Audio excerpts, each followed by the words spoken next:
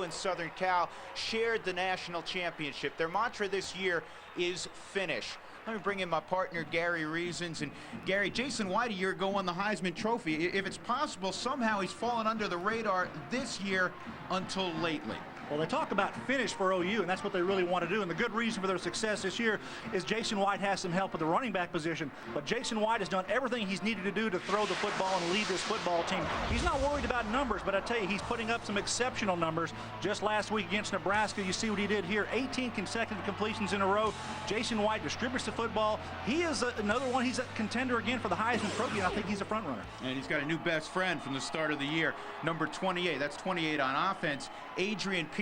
Now, he was banged up last week with a shoulder injury, only carried the football 15 times. For an update on Mr. Peterson, we go down to the field. John Radigan. John? All right, Drew, thanks much. They call him AD, Adrian Peterson, AD. That's because his nickname is All Day. His mom says he can play all day. Last week, though, as you mentioned, he didn't. He didn't practice last week either. No contact on any of the practices. No practice on Tuesday. This week, he was back on the practice field taking all the normal repetitions. Adrian Peterson is on the field. I watched him in warm-ups. He was actually catching one-handed passes with that injured left shoulder, so he should be okay. He is expected to play the entire game and get his normal repetitions as needed. Drew, back upstairs to you. Well, Baylor, I don't think John wanted to hear that. A healthy Adrian Peterson. The Baylor Bears pulled up one of the great upsets in college football this year 3 weeks ago when they knocked off Texas A&M. Today, if they're to get it done, they need great play from a redshirt freshman quarterback, Terrence Parks. He's a good athlete. Well, this is just going to be his first start of his college season. Came in and played last week.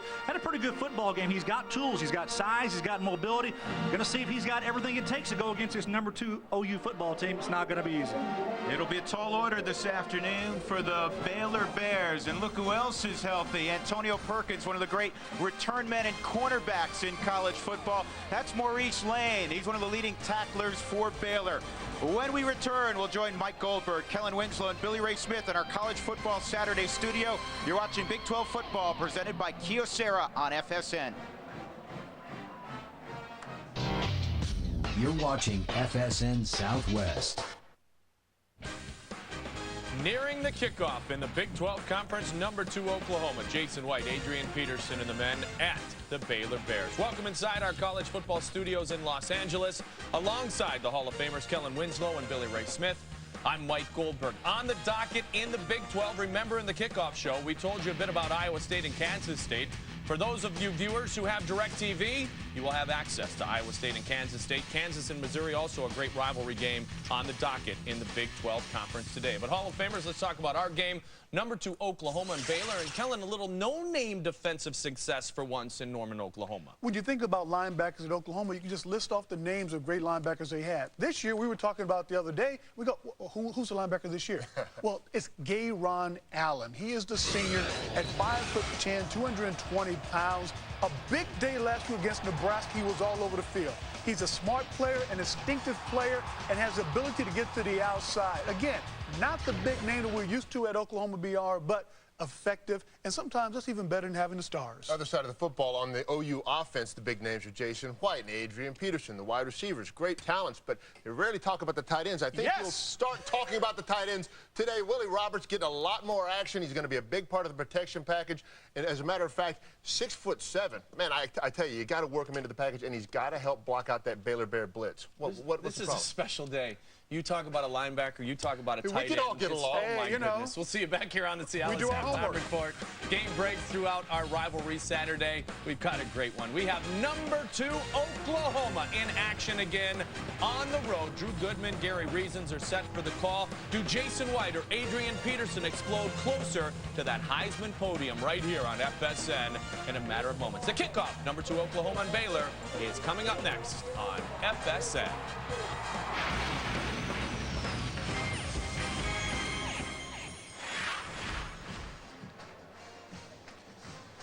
Waco, Texas, and Floyd Casey Stadium. We're about set to go. Number 2 Oklahoma, 10-0 against the Baylor Bears, who come in 3 up and 7 down. And let's get it down to the field. John Radigan with the head coach of the Baylor Bears, Guy Morris. John? Guy Morris joining us now. And Coach, obviously this is a tall order. How do your kids feel? Are they pretty pumped up about this one? Yeah, I think so. I just left them in the locker room, just told them, man, let's lay it on the line. You got nothing to lose. Let's just play all-out football and see what happens. Yeah, this is one of those true shock-the-world opportunities for you. Absolutely. What a great day. It's a great day. We appreciate it, Coach, very much. Good luck.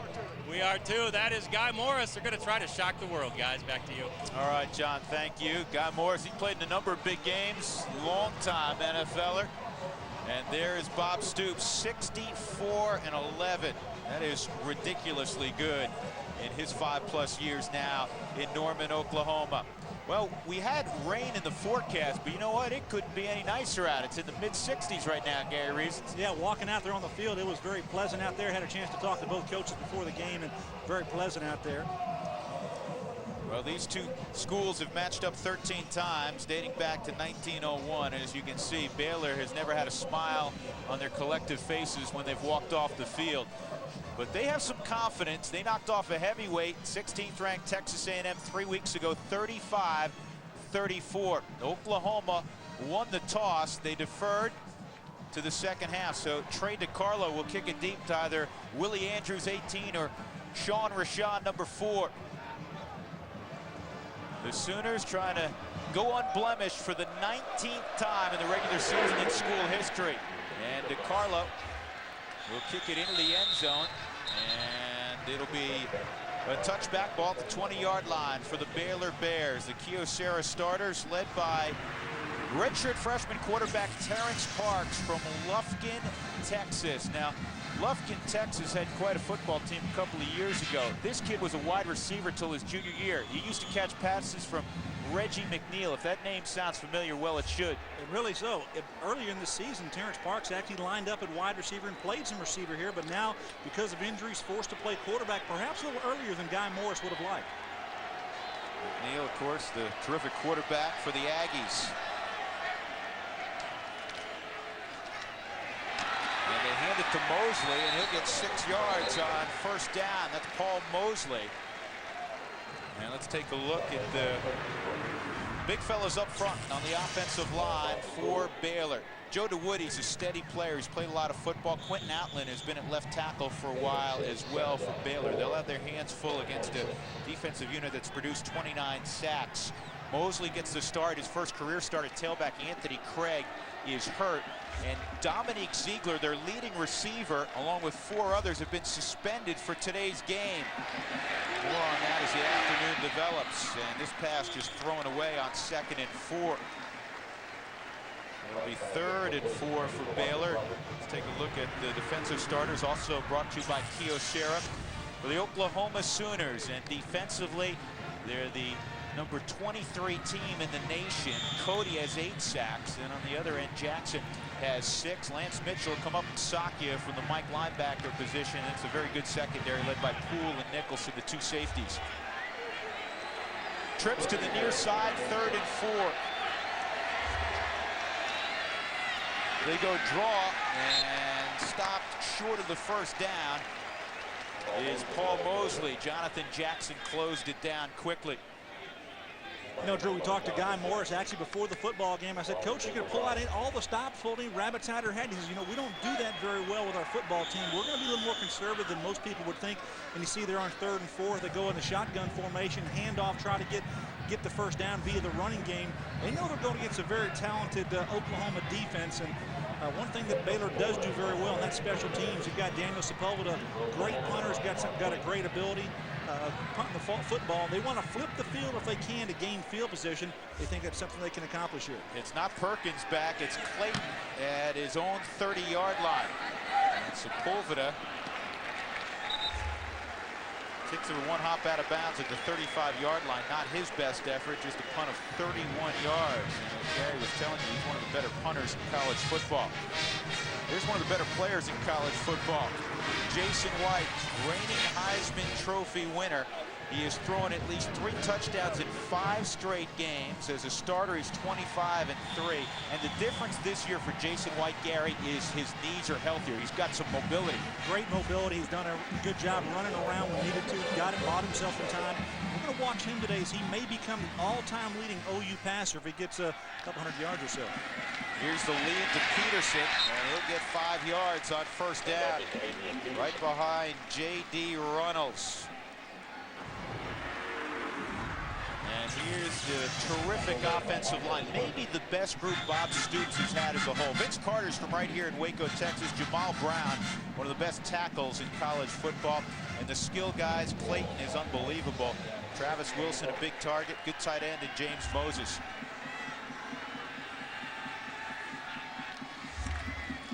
Toss sweep to Peterson. And he cuts it back, lowers the pad level, and he'll have a first down out to the 48-yard line. Finally dropped by Maurice Lane, the free safety. And let's take a look at the Bears on defense. Up front, Kari Long's a good end along with Montez Murphy. They are beat up at the defensive tackle spot. Justin Crooks played a lot of football. He's a good one. And then the 5 in the secondary led by Lane and Willie Andrews, the 2 safeties. White to throw for the first time. He's got a deep ball, and it's, well, you know what? He threw the post, and his receiver, Bradley, ran a corner route. Well, when you're able to have a running game with a running back there like Adrian Peterson, the play-action passing game works. You get in the I formation, let Jason White try to throw the ball down the field. That's not a bad situation. But for OU to be successful, they just got to have that double dose of running and passing they've had all year long. I think keep it sharp. Be crisp, start fast. Bob Stoops knows that he's got to have his football team play well and play with style. And he understands what's at stake for him here in the next couple of weeks. They need to win big. They need to win convincingly, because there's a lot of people watching OU right now to see how they're going to handle themselves over the next couple of weeks.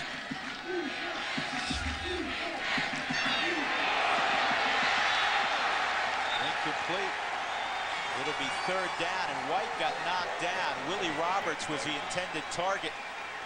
Well, Jason White distributes the ball very well. He's got a good delivery in the shotgun here, throws it out to his left, but he's got pressure immediately in his face, and ball a little bit high thrown to Bubba Moses, a big tight end. Now, last year when Baylor played this football team, they actually sacked OU's quarterback Jason White 4 times in that game, had a lot of pressures on him. They knew they were going to bring a different blitz package this week, and the OU coaches told us, hey, we're going to be prepared for it, but there was a clean hit on Jason White. Very few times he's been hit this season. That's Moses, actually, not Willie Roberts, the intended target. They bring 5. White steps up, and it's just a little bit too tall for Mark Bradley. So Baylor, with an array of blitz packages, affects White a little bit, and Oklahoma will have to punt the football. Well, new defensive coordinator now this year for Baylor. That's Bill Bradley. He's an NFL guy, brought in some different blitz packages, and you see Jason White, couple of throws there under duress. I think that ball should have been caught by Mark Bradley. He was there, a chance for the first down. A lot of OU fans here had a lot of noise. Traveled a lot of folks down here for this football game against Baylor. Blake Ferguson will punt it. Willie Andrews back at his own 12.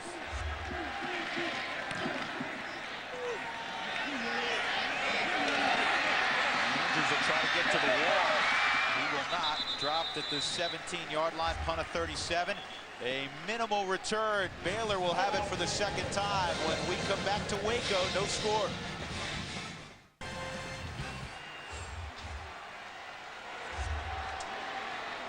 Baylor with the football for the 2nd time, backed up at their own 17-yard line. And they'll hand it to Mosley, and he runs into Dan Cody, and that's that. The senior from Ada, Oklahoma, stops him in the backfield, maybe a loss of a half a yard. Well, Drew, for the Baylor Bears, today they need to be almost perfect. They have no margin for error. They cannot turn the football over, and I think they need to play opportunistic, make plays in the special teams area, get some turnovers, and I think are the special teams going to be a factor for them. OU has had some problems in the last few weeks in their special teams game, none last week against Nebraska, but I think the Guy Morris would like to have his special teams unit perform well today.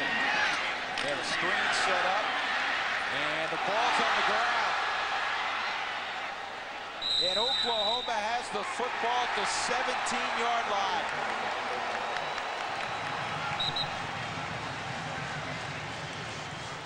They ran a screen, and the Baylor Bears put it on the ground. Larry Burdine fell on the football. And for Baylor, they came in -14. Now they're -15. Larry Burdine actually makes the tackle and strips the ball out. Don't know who comes up with it here for OU. Good job of going to the football. Larry Burdine, the defensive tackle, takes a pretty good pop there by Burdine, and The ball comes out. OU is now knocking on the door, 17-yard line. Jonathan Golden coughs it up. White with Peterson next to him, trips to the top. Underneath handoff, Peterson. A pretty good open field tackle by Maurice Linguist. Sophomore from Mesquite, Texas. Adrian Peterson talked about him and his ability. He's an upright runner. He's got good body lane. He's powerful. Surprising here that he doesn't take on Linguist here, but good job of making a tackle on the open field. He's got enough ability to make those jump moves. Some tailbacks that are that size can't do that, Drew, but I think that Adrian Peterson has some of that rare ability, and when he goes downhill, though, he likes to lower his shoulder a little bit. He's an old-time running back, old-fashioned. 215 pounds. Not a lot of 18-year-olds running around 215 with his kind of ability. 6 coming. White steps up, throws high again for Bradley. Pretty good coverage by Anthony Arline. And Gary, he's a good-sized corner, Arline. Well, Anthony Arline is one that's going to line up against these guys and be a factor out there because his size, he's 6'2", 195 pounds, just a sophomore, doesn't have a lot of experience playing that position, but line up against this very confident wide receiver football team for OU. It's a pretty good matchup. Jason White had pressure on him here all day. Justin Crooks gets a hit on him here as well. 3 times now, Jason White early in this football game has been knocked down by this Baylor Bear defense. And White is 0 for 4 in the early going. It's 3rd down and 11. Baylor is blitzed virtually every play. This time they bring 4. They drop in coverage. End zone shot, complete, touchdown. Touchdown to the touchdown maker, Mark Clayton. 6th time he's been in the end zone this year. Great route by Mark Clayton, and also a great throw by Jason White. Jason White in the pocket back there, gonna find his #1 go-to guy, Clayton. Watch the touch pass over the top to the outside. He's the only one that can catch that football. It's away from the defensive back. Maurice Lane in coverage there on the play, not able to even get close to Mark Clayton.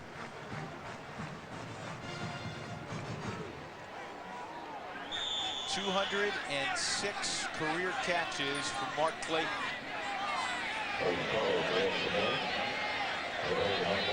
Carlo behind and trying to make it 7-0. And he does so. So the first completion of the game for Jason White is a touchdown. 29 touchdowns, just 4 picks this year for White. And OU's on top 7-0.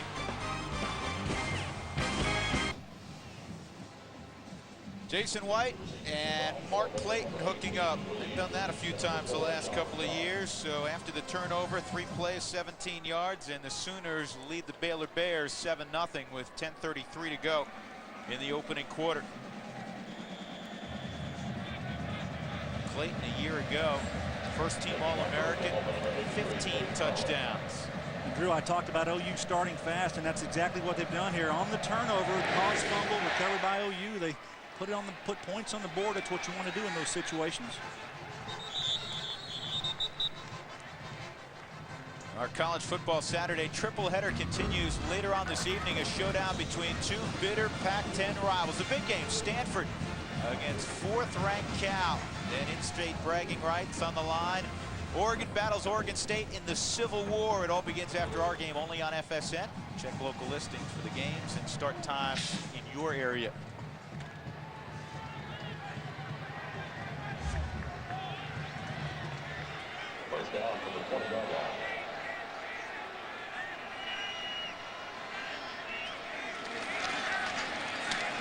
And they give it off inside. Not much. Rodney Poole right around the line of scrimmage made the tackle almost immediately on Paul Mosley. Let's go back and check out that throw to Clayton again. Well, Jason White talked about his accuracy as a quarterback throwing the football. Nothing more accurate than this kind of a throw to the back corner of the end zone. And Mark Clayton, you see the trajectory on the football, and it's just placed exceptionally well here for Clayton to go kick the football. The defender is inside, and good throw and catch. Drew, you talked about these two tag teaming for a long time, making play after play for these Sooners, and they just have a great chemistry together.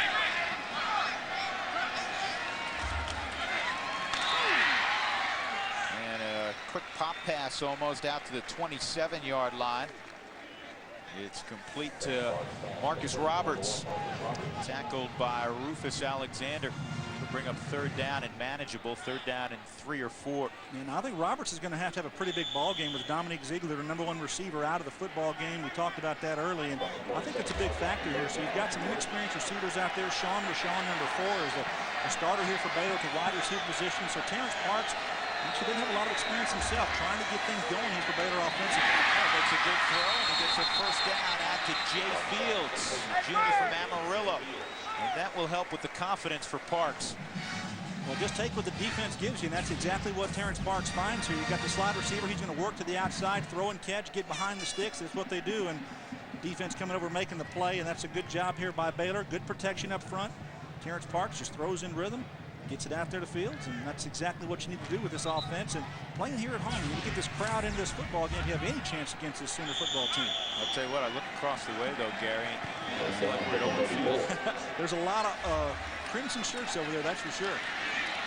Parks flushed. Now a throw late. And Fields couldn't hang on to that one. It probably would have been out of bounds anyhow. Well, this front four here for Oklahoma has been exceptional all year. It all starts with Dan Cody, #90 at the top of the screen. You'll see him, number 80.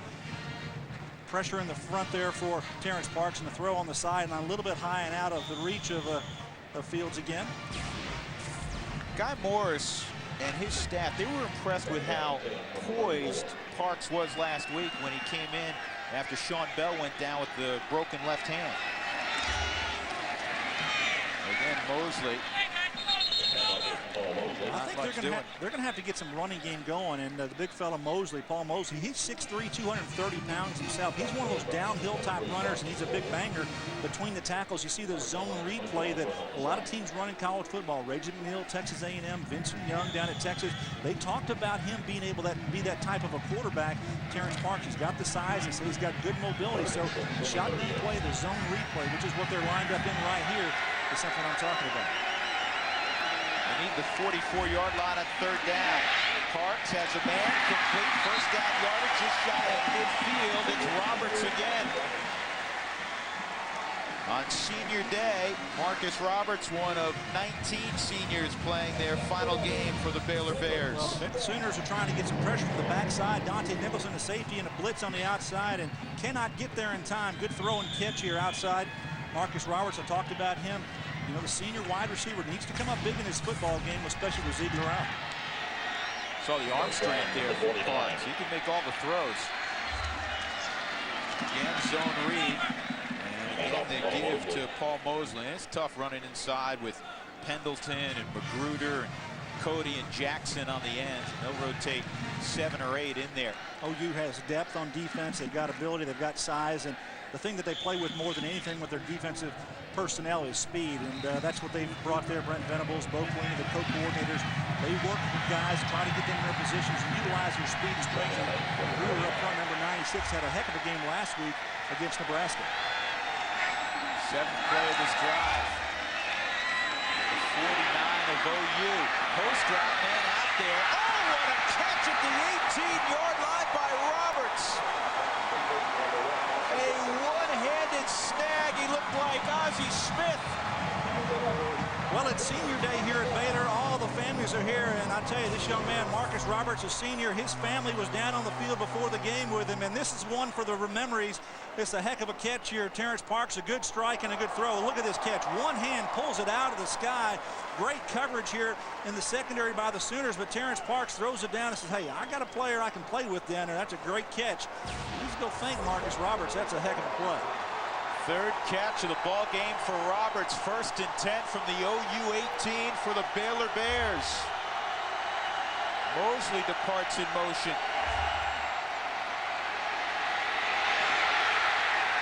And going down in the arms of Larry Burdine. He's been a factor already in this first quarter. Forced fumble and now a sack for the sophomore from Lawton, Oklahoma. Well, just too much time in the pocket there. The protection broke down for the Bears, and Terrence Parks didn't have anywhere to go to throw the football. Now, if he was more of a seasoned quarterback and understood the timing, there's a little clock in your head that has to go off, knowing when that rush is going to get there. Terrence Parks, just had to pull the ball down. Good job by Burdine of continuing with the quarterback and getting the sack. loss of 6.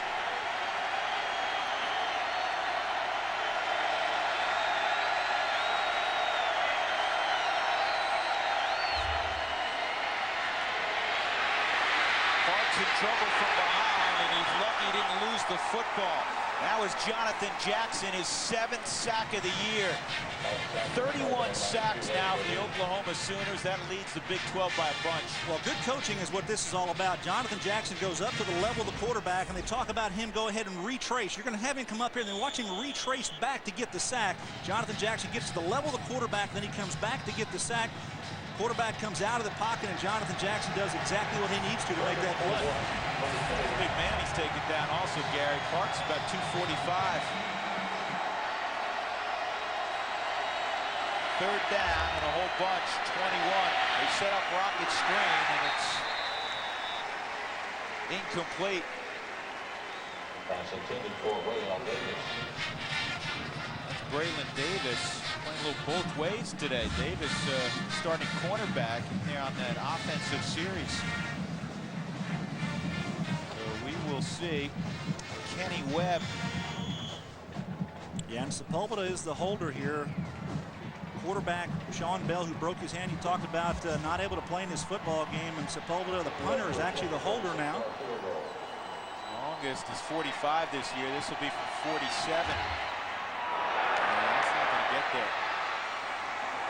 There's not much wind on the field. They just didn't hit it well. So Baylor threatens, but they come up empty. 7-0 Sooners. Bears ball, 1st and 10 at the 12-yard line. Sean Bell alone in the backfield, takes the snap, rolls right, throws for the end zone, caught by Ziegler, touchdown!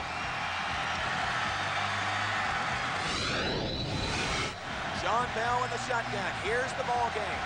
34-33, A&M in overtime. Bears going for 2. 3 receivers left, 2 right. Sean Bell has the snap. Looking. Touchdown!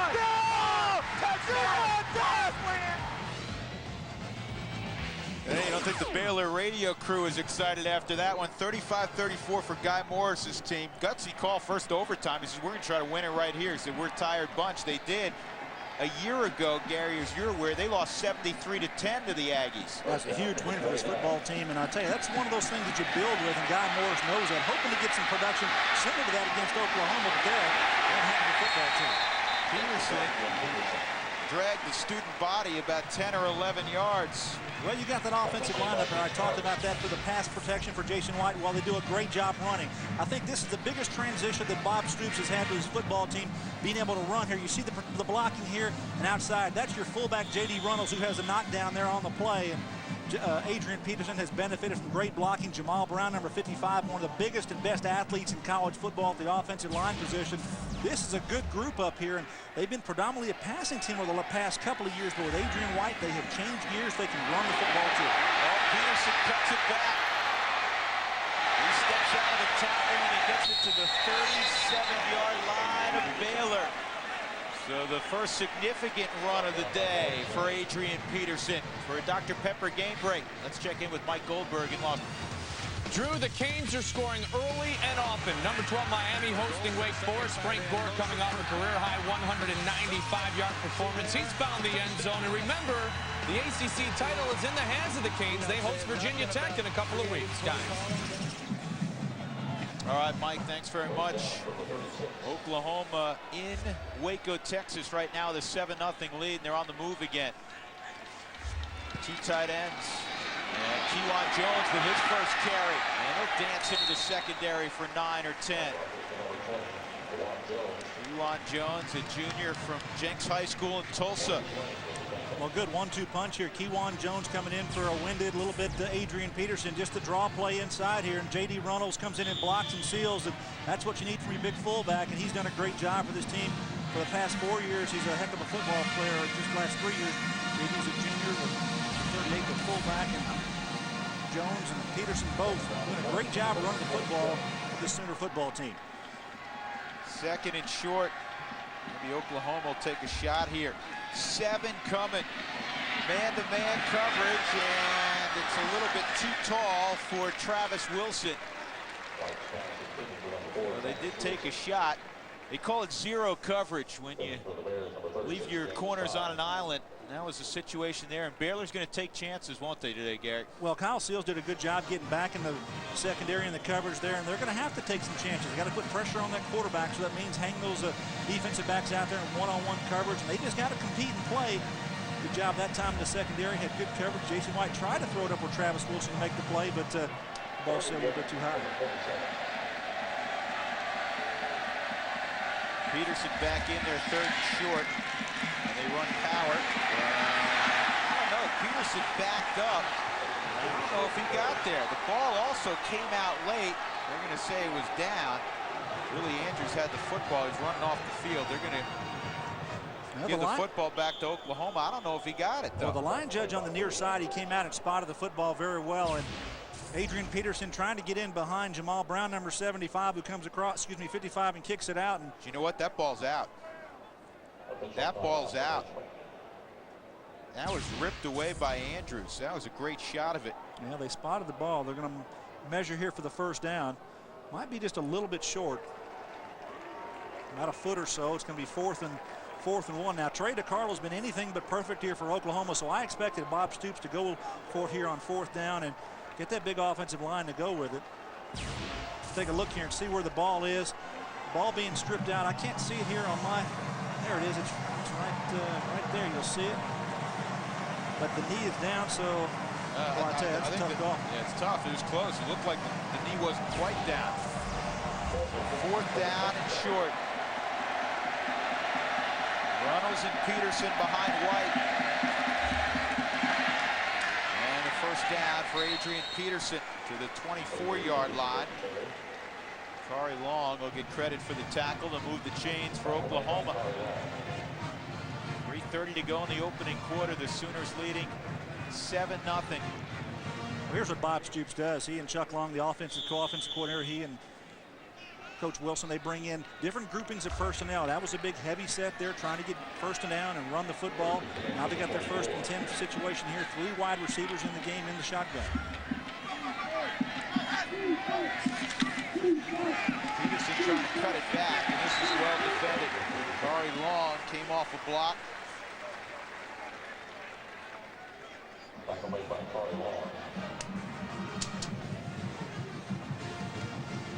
A lot of players, teams run this zone read, and Jason White runs it back there, but he's not really a threat to run that football. That was the time where he handed off to Adrian Peterson, and the defense completely collapsed to one side, which is why AD decided to cut that ball back, but nothing there. Good job by the Baylor defense up front. They've been porous this year, Drew, defensively against the run. Had some big games against them, 300-plus yards rushing against them, so the Sooners think they can get something done running the ball. 3 times this year, Baylor's giving up 300 on the ground. White was trying to set up a screen. He wasn't there. And the first flag of the ball game comes in. They may get a lineman downfield. You know, that usually happens when you have a screen that gets aborted. Yeah, the timing is off. You get your running back knocked down or not able to get out there in the route. And they had Adrian Peterson in there. He's only caught 3 balls this year. Haven't got the ball to him very much, but that's one of the things they want to expand his package on and be able to catch that ball out of the backfield.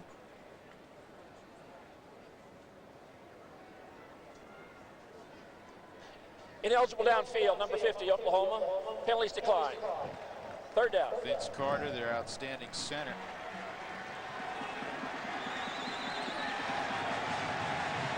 John Laurie, our referee this day. It'll be 3rd down and 11 yards to go. Oklahoma 1 for 3 on 3rd down conversions early in this game. They need the 14-yard line here. They'll send Clayton along with Wilson to the top.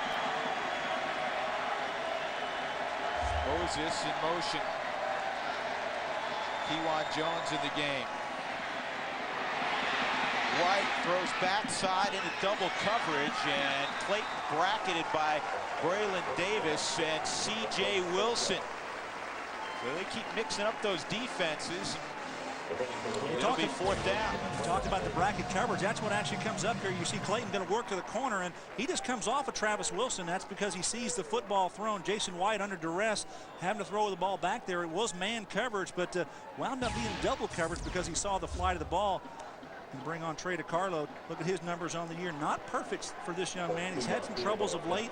Just 8 of 15 on the season. And he was terrific the last 2 years. He's had a subpar junior year. This will be from 42 yards away. And he misses it. So Trey DeCarlo just 8 of 16 in the field goal department this year. And outside of 30 yards, he is now 2 for 10. That's not good. No, it's not good. You want to be able to have confidence in your kicker when you put him out there to make these stick the snap, the hold. It's down. He's pushing it that upright, but it just stays outside, doesn't come back in. Not really even close to that one. Well, it's time for our poll question, brought to you by foxsports.com on MSN. What's your favorite rivalry game this weekend? Is it Auburn, Alabama? BYU, Utah is one of those rivalries not a lot of people talk about in the East, but it's huge and never bigger than today. Nice little run here by Jonathan Evans, the fullback. Nice bouncing off him like he's a pinball. 250-pound senior from Duncanville, Texas, an advance of 16. Well, when we talk to the Baylor coaches, they talk about changing up here, getting some screens to work for their offense. And offensive coordinator Brent Pease calls one here to his big fullback Evans, who gets out and actually runs right over one of the OU defenders who come up, try to make a tackle on him. Hey, play physical football, get first downs with those screen passes. Those are easy plays to complete here for this offense. Two tight ends. Mosley, the ace back, gets the call. And he had a little bit of room before he ran into Lance Mitchell. Late stages of the first quarter. Oklahoma leading 7-0. Goodman, Gary Reese, and John Radigan. First down line is brought to you by Overstock.com, your online outlet. It's all about the O.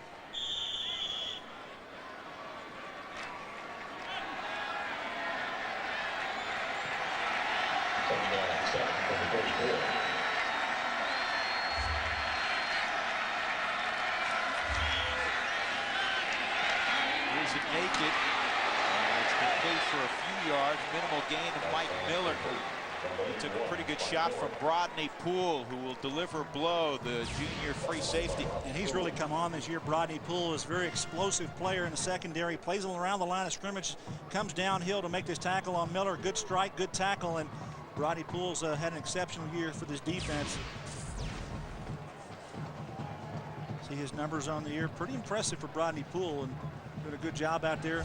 Plays with patience. That's the thing you have to do as a safety. Understand, read the play, and then come down, and when you get there, finish the play. And he certainly does that, making a lot of tackles here. Third down upcoming with 44 seconds left in the first quarter. Baylor will talk it over.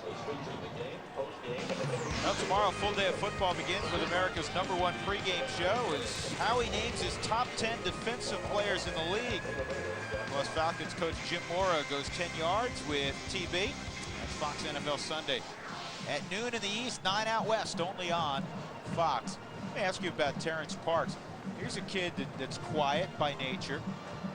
Claims some receivers. You talked about the first 9-10 games of the season. Last week he comes in the second quarter, really unfazed, and today he's done a nice job. He obviously doesn't have a school in the end zone yet, but he's handling things. What we talked to their coaches about, what are they going to do with their offense? They're going to give it all to him. That means let him have the full playbook.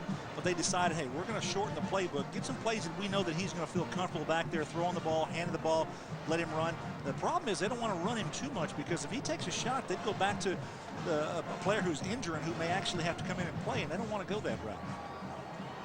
We talked to Guy Morris yesterday about the suspension of his leading receiver, Dominique Ziegler, and 4 others. There is never a good time for disciplinary action.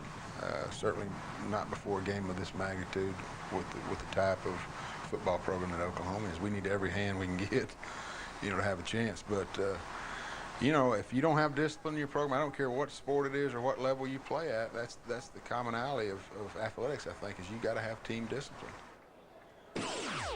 Well, Bob Stoops did the same thing with a great player, Dusty Dvoracek, senior defensive lineman, had an off-the-field altercation, and Stoops suspended him from the football team. And I think it's a credit to these two coaches for the things that they do. That creates credibility with your players, and you understand as a player that you have to adhere to a certain code of conduct. They had a screen set up. It was there, but it was dropped by Sean Rashawn. Well, the reason that thing kind of blew up was Dan Cody came like a man on fire towards that quarterback. It was a screen, but the timing was actually all disrupted by Cody, who came from the outside. And when you take Dan Cody from an up position, let him rush the quarterback, he actually hits him, knocks his helmet off, and pretty good pop there on that quarterback.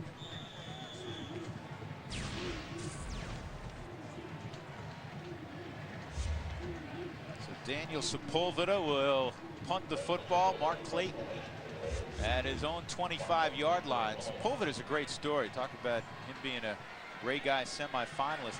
This kid was a walk-on linebacker. He had never punted before. He never punted in high school, in fact. And this one angles out at the 1-yard line. Oh.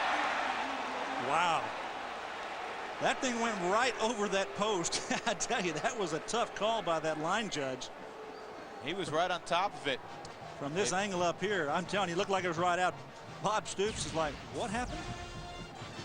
Take a look here, Daniel Sepulveda. The ball goes, and you see Clayton come up and try and defend the coverage guy off, so he doesn't go to the football. Watch the angle of it here. It goes right over the post, which actually is part of the end line. So if it is over the post, that would be in the end zone, so probably a good call there by the official. That goes a 53-yard punt. Sepulveda was looking for a 52-yard punt. 52.77 or whatever it is there. Just a little bit short. 30 seconds to go in the first quarter. Here's a delay to Kewan Jones. Check it. That's Adrian Peterson. Man, that's a pickup of 20.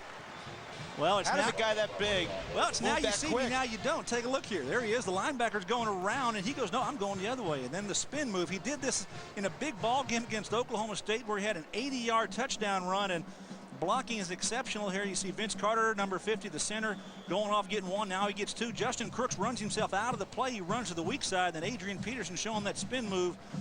He's worked that to perfection a couple of times this season in a big play here against the Bears.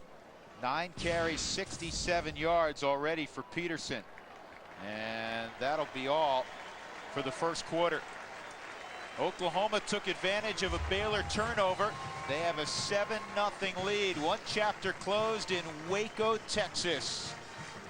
You're watching College Football Saturday, presented by Kyocera on FSN.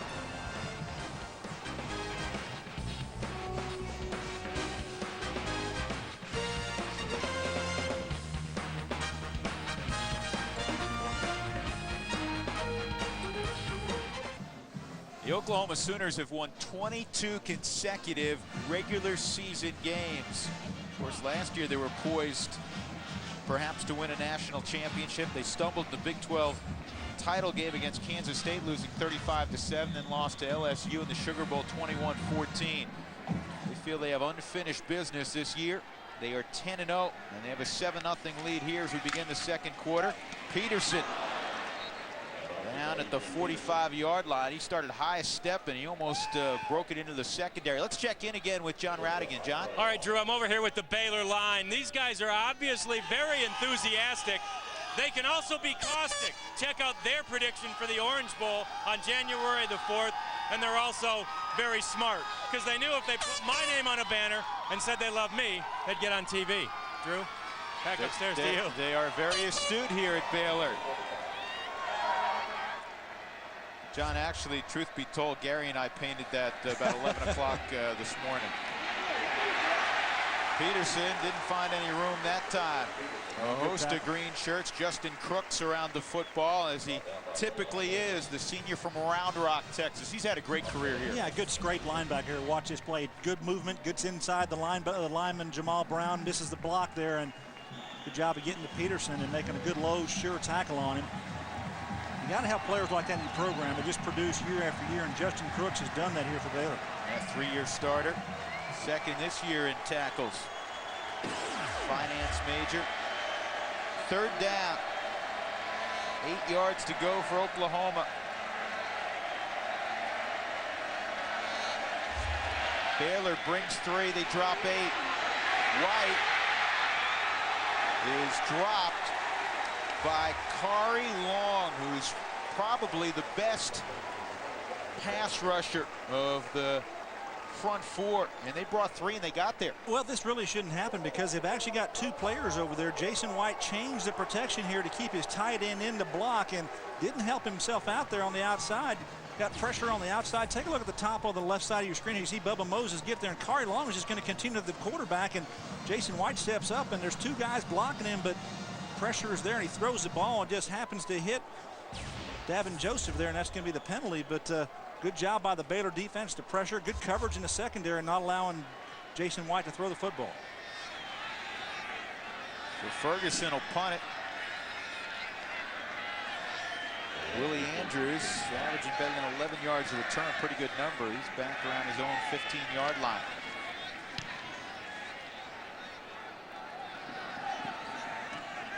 And Andrews across the 30 to the 31-yard line. So Baylor will have decent field position.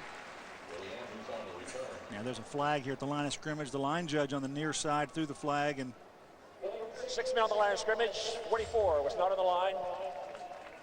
I think they'll probably decline this. The Bears will, and probably take the ball. Now, Jason White, he's had a tough day today because Bill Bradley, the defense coordinator for Baylor, they've done a good job pressuring that quarterback. A little blitz package, and you get him hit there. Justin Crooks hitting him, and now the defense, Jason White's kind of been on his backside more times than he has in a lot of games this season. So a lot of pressure here by Baylor early. Not very settling here for Jason White. Well, maybe the leading candidate for the Heisman Trophy. Jason White is 1 for 8. The one, of course, a 19-yard touchdown strike to Mark Clayton. 1 for 8. It's not a Jason White-like afternoon, that's for sure. And Guy Moore said, hey, we'll go out there and hang everything out there. Nothing to lose. And that's what he told his football team before the game. And playing pretty inspired ball right now. You know, as strange as this may sound, Gary, they lost 41-3 last year to Oklahoma, but he felt his team played their best game of the year against the Sooners. Here's Mosley. And Mosley, 5 or 6 yards, dropped by Clint Ingram. And one of the reasons is he felt they played with passion, and he felt like they sustained it for 60 minutes. They got out-athleted at the end of the day. Well, in that ball game they did, and you know, this year against Texas A&M where they won, they played inspired football, they played smart football. They didn't turn the ball over in that football game, so they got the big win.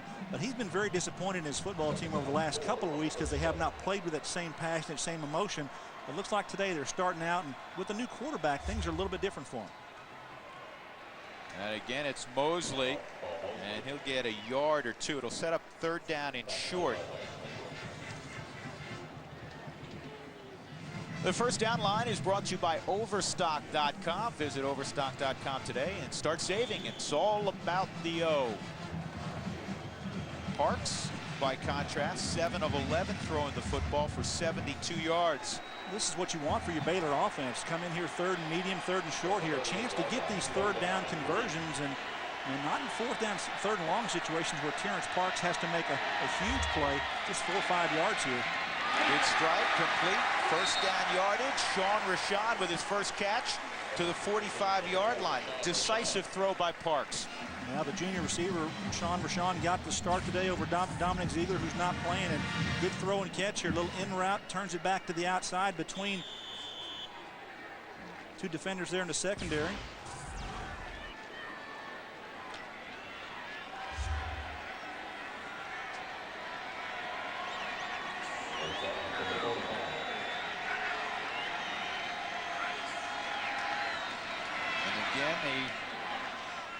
Running their playbook. That's simple zone play. Yeah, it's a 35 zone. All it is, just read the running, read the hole here, have your tailback get the ball deep, and find out what the flow of the defense is going to be like. Cut it back if you can. You're only getting a couple of yards, but it's a positive play. Now, last week against Nebraska, this OU defense didn't allow Nebraska to get into their side of the field till the second half of that ball game, and only yielding the 3 points on the very last play of the game. Very much near a shutout against the Huskers. That was a strange finish. Roberts, and they stay on schedule. He was 2nd and 8, and they get about 6 or 7. Jonathan Jackson, defensive end, now way out there in the flat to make the tackle. So 3rd down and short. Well, good play calling here, and I think they've changed it up enough.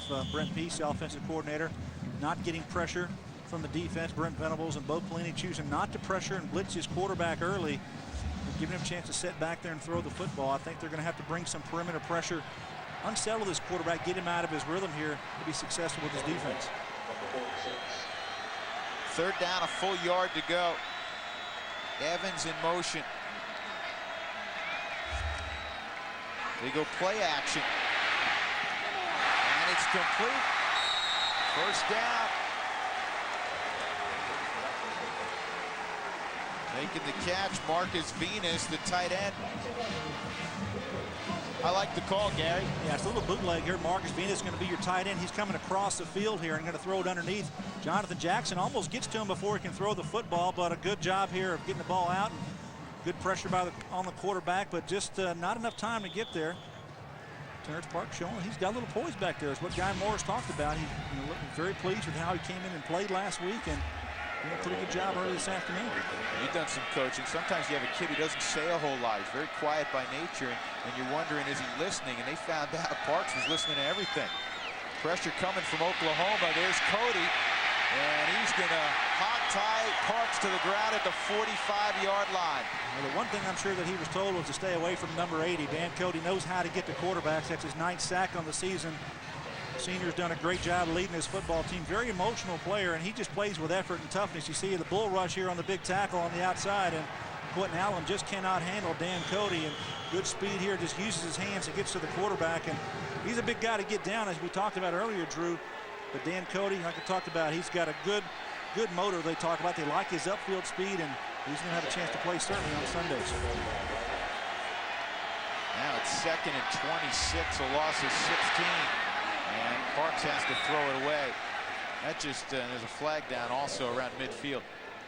That just kills you. I mean, if you're Baylor, there's an illegal man downfield.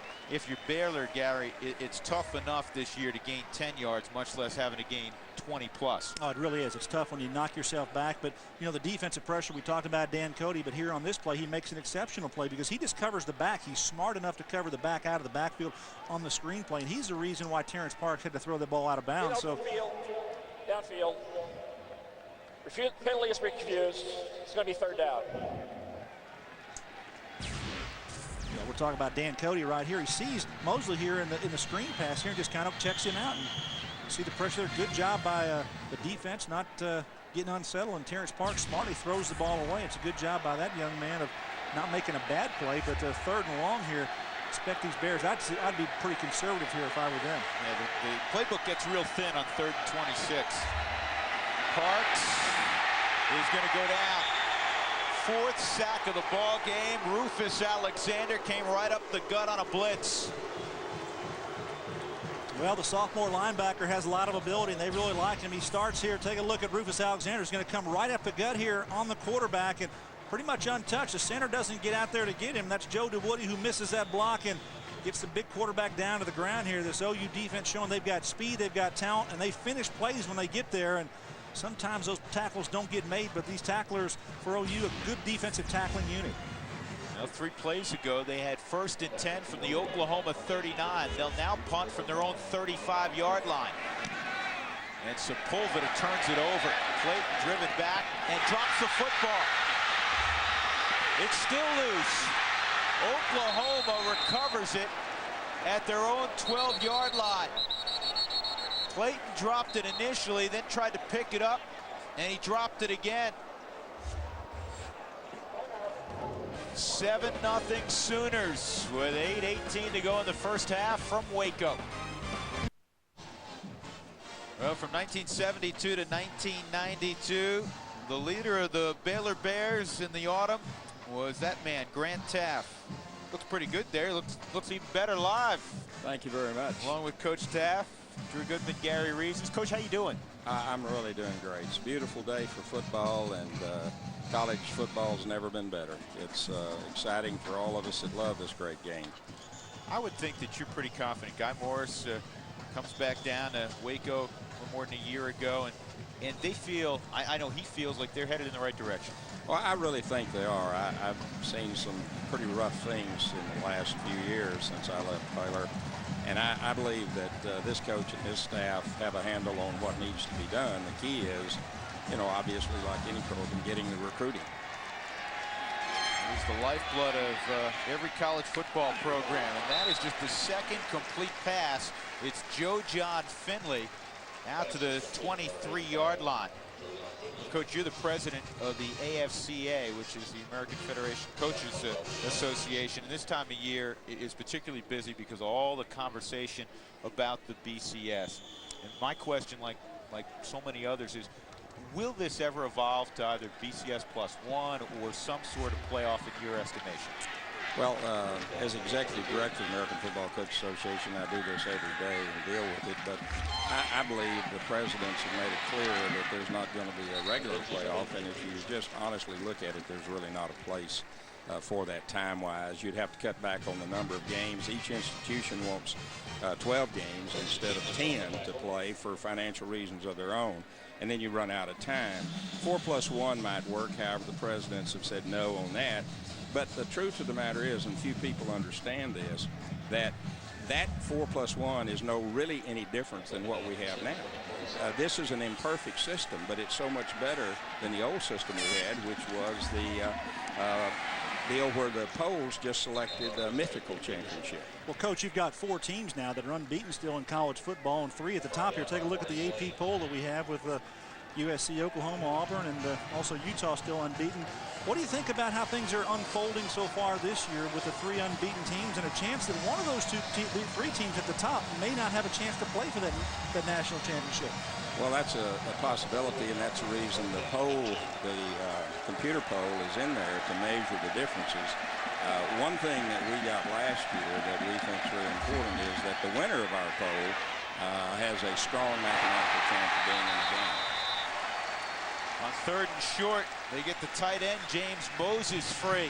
And White clicks with Moses, flip side of the 50 to the 48 on the 25-yard pass play.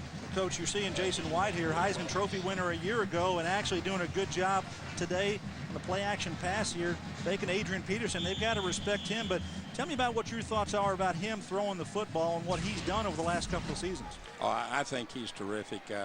I was talking to Bob Stoops this week, and we were talking about him. He's the consummate quarterback. He's humble, you know, he's not self-serving in any way, and he delivers. They go play action again. And it is intercepted and then dropped. It was picked off by Andrews, and then he couldn't squeeze it. Nice break on the football by Andrews, the junior from Longview, Texas. Well, when you have defensive backs like this, Coach, that can undercut a throw, Jason White trying to get to his receiver coming across the field, and here's the undercut right there, and that's what you'd like to do, get a Baylor Bear to make an interception like that in this football game. Well, you know, they're going to have some kind of big play to eventually stay in the game. Oklahoma's a great football team. They're balanced offense and defense. You know what, right now, there's 6:13 to go in the first half. It's just 7-0 Oklahoma. I'm sure that's surprising some folks looking in around the country. And Peterson is stopped right around the line of scrimmage. Nothing doing there. And Andrews involved in the run game. Well, Oklahoma, they've had a 2-tiered approach this year, Coach. They've had not only Jason White, but number 28, Adrian Peterson, running here. Good job by the Baylor defense this time of stepping in there and making a good play on defense. Brings up a 3rd and 10. What are your thoughts about Adrian Peterson? Have you seen him play much this year? I've seen him on television play, and he's the real deal. I think he's probably as good as any freshman to come along in a long time. He's got the strength and the size to go with his uncanny ability to make the break when he has to. I agree with you. I think he's got great ability. The Iller comes with 7. White unloads, and it's caught by Clayton, but a minimal gain. Good coverage by C.J. Wilson. That's exactly right. Good pressure that time on Jason White. The defense coming after him. They're, tell you, Bill Bradley, I think, has put a pretty good defensive plan together here to go against this OU offense. You see the pressure coming here in this, and right in Jason White's face. He has to throw it under duress, but he gets it out to Clayton, but he's covered it very well by Wilson, number 3. Makes a tackle short, brings up 4th down, and OU's going to be punting.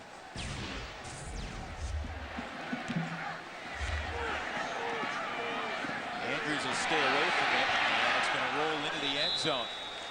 So a punt of 44, but a net of just 24. Coach Taft, it's great as always to see you. Thank you. Good luck the rest of the college football season. Thank you very much. 7-0 Oklahoma. Back to Waco in a moment.